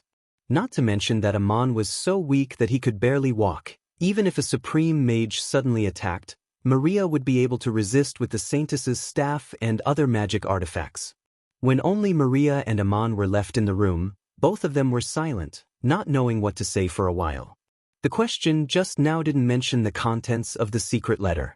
Amon didn't ask what was written in it, and Maria didn't ask if Amon had read it. They both deliberately avoided the topic. After a long time, Maria asked first, Amon, how do you know my name is Eco? I heard you call me like this at the Nile River. Is it just a coincidence? How should he answer? Should he tell Maria that it was a great sorcerer who used message magic to record what she had written? Amon finally lowered his head and no longer looked directly into her eyes. He slowly replied, Your Excellency, you once wrote this name on a wall in Duk. Everything that happens in this world always leaves a trace. Whether people know it or not, it has happened. Please forgive me for calling you that. Maria didn't get angry. She also looked down at her fingers and said, Amon, you can't call me that anymore. I no longer use this name. Amon raised his head again and said, Yes, Your Excellency, I will not call you that anymore. But is it blasphemy for me to call you that name in my heart?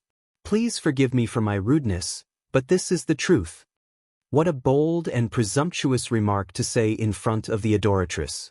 Maria was stunned. She didn't dare to look up at his eyes. She replied in a low voice, When we look up to the gods, we see the starry sky above our heads and the honest heart. Amon, the gods won't blame you, so how can I? Amon sighed silently, Thank you for your answer, Your Excellency. Someone once said something similar to me. Maria raised her eyes. Who? Amon. His name is Aesop. He was a slave of a merchant in Montefiore. He told me this in Cape States. Maria twisted her fingers together and sighed softly. The nobility of the soul does not differ because of one's identity.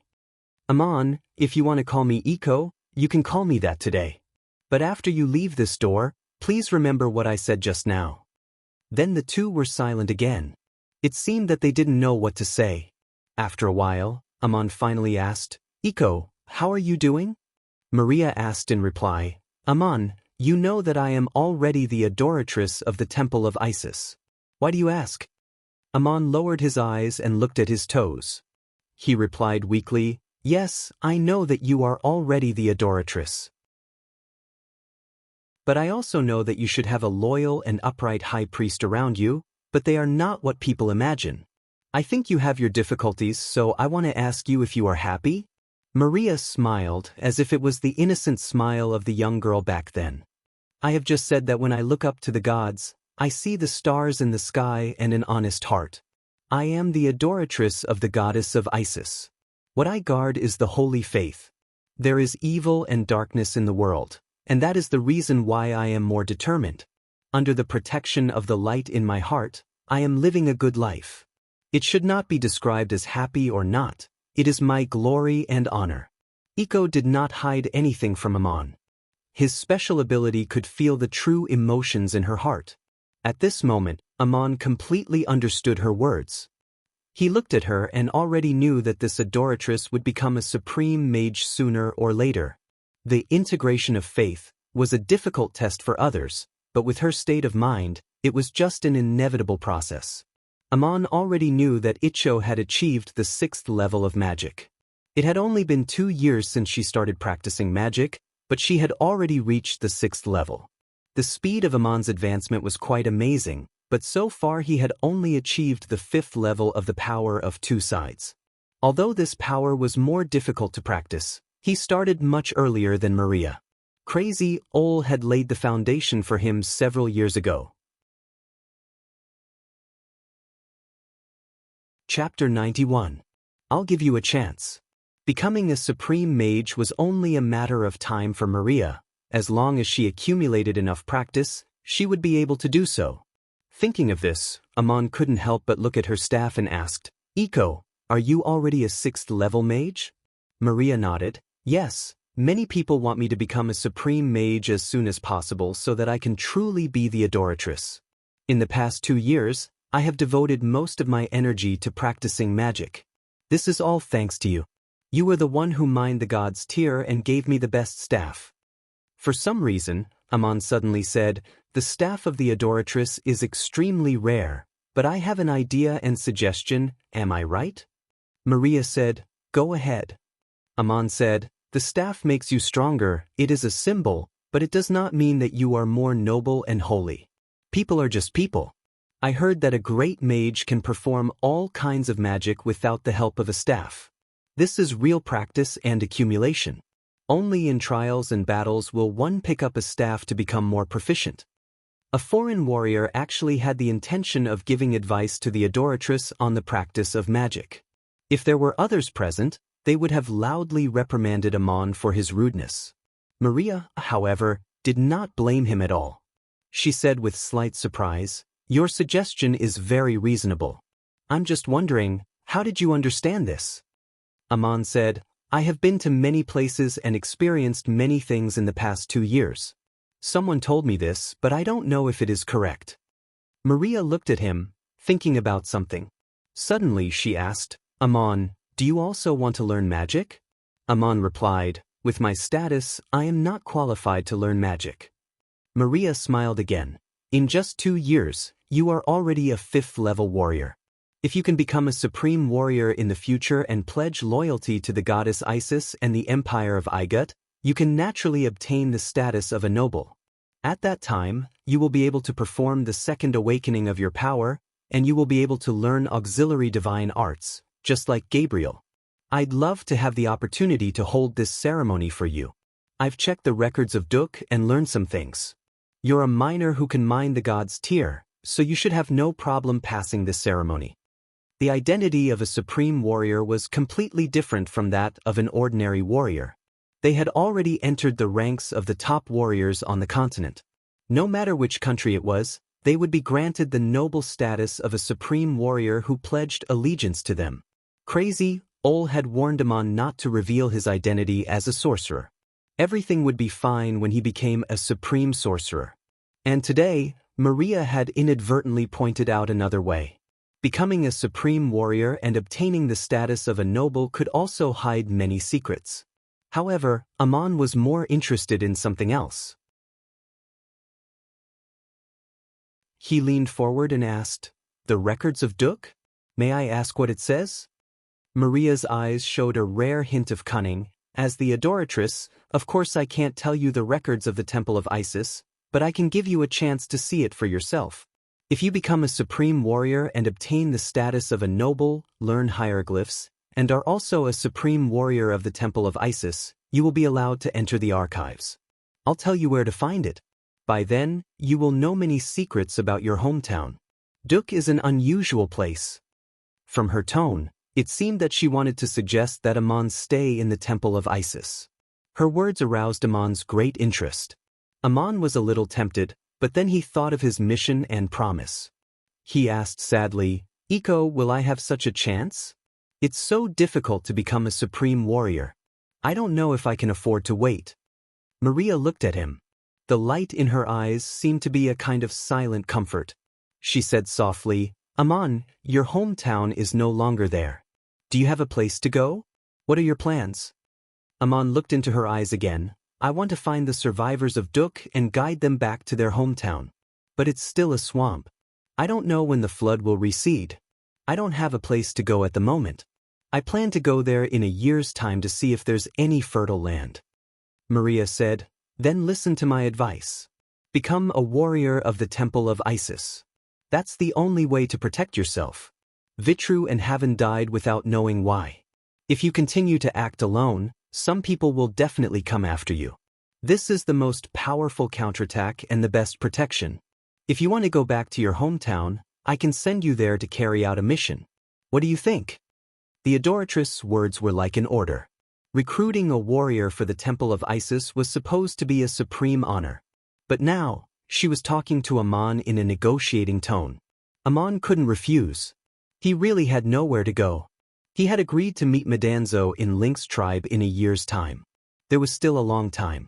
He had just killed Vitru and his companions. Traveling alone was full of danger. Maria's advice was the best choice for him.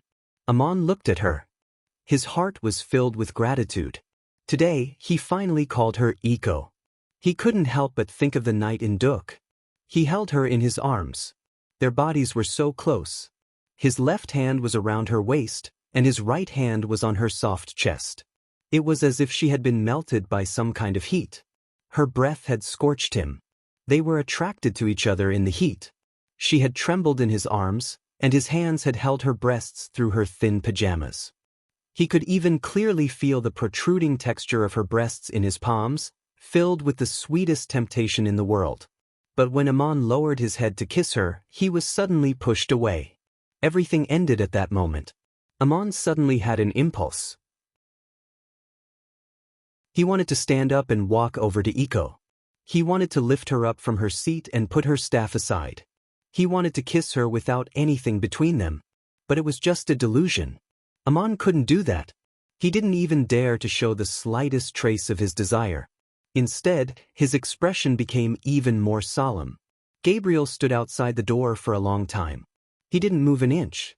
There was no impatience on his face.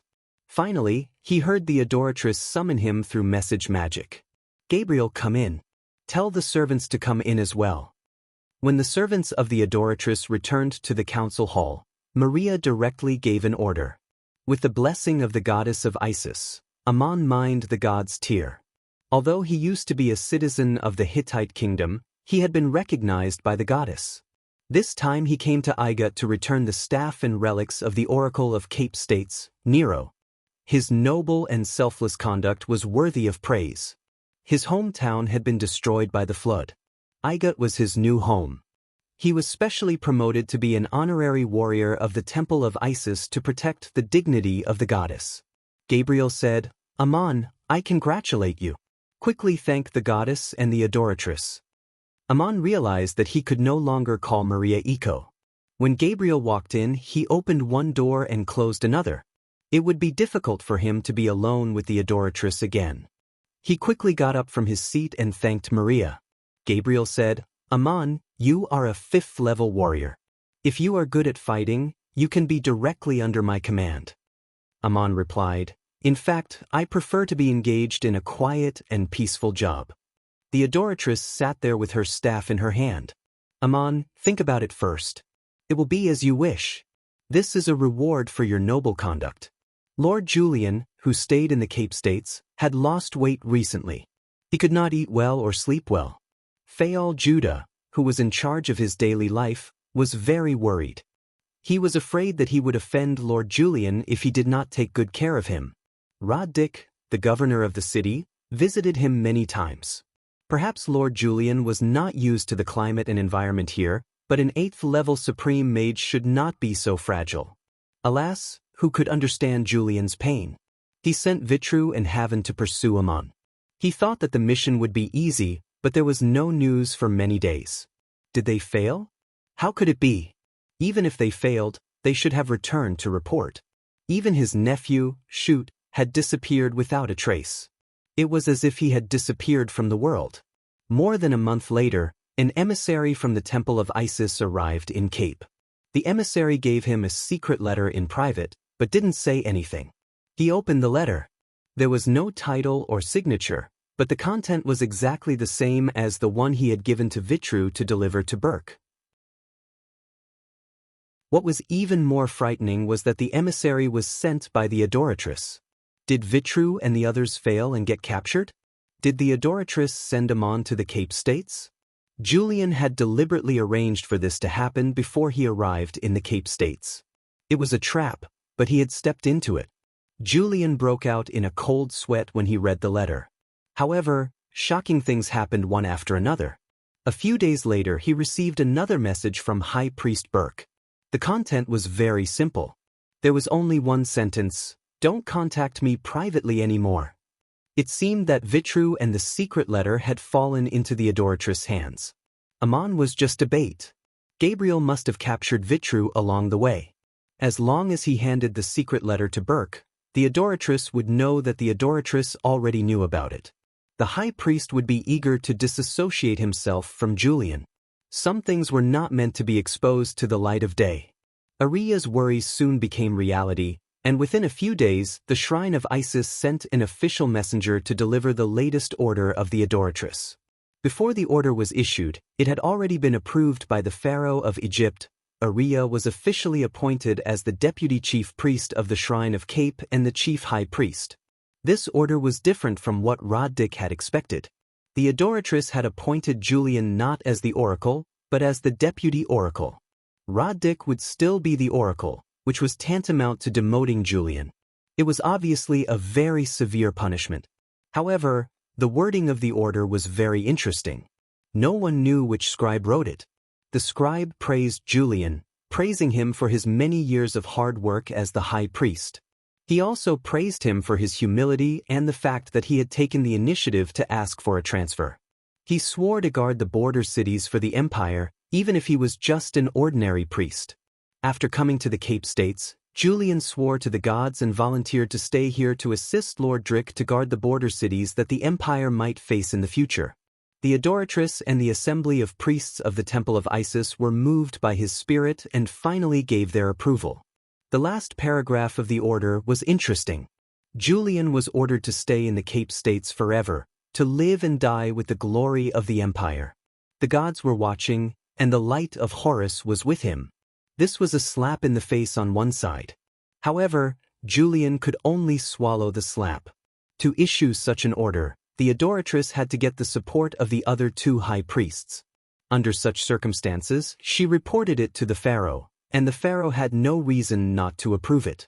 Being a high priest was just a position that many people wanted. In the Temple of Isis, in addition to Julian, there were several honorary high priests who were also supreme mages. Dick was overjoyed when he received the order. Things were going better than he had expected.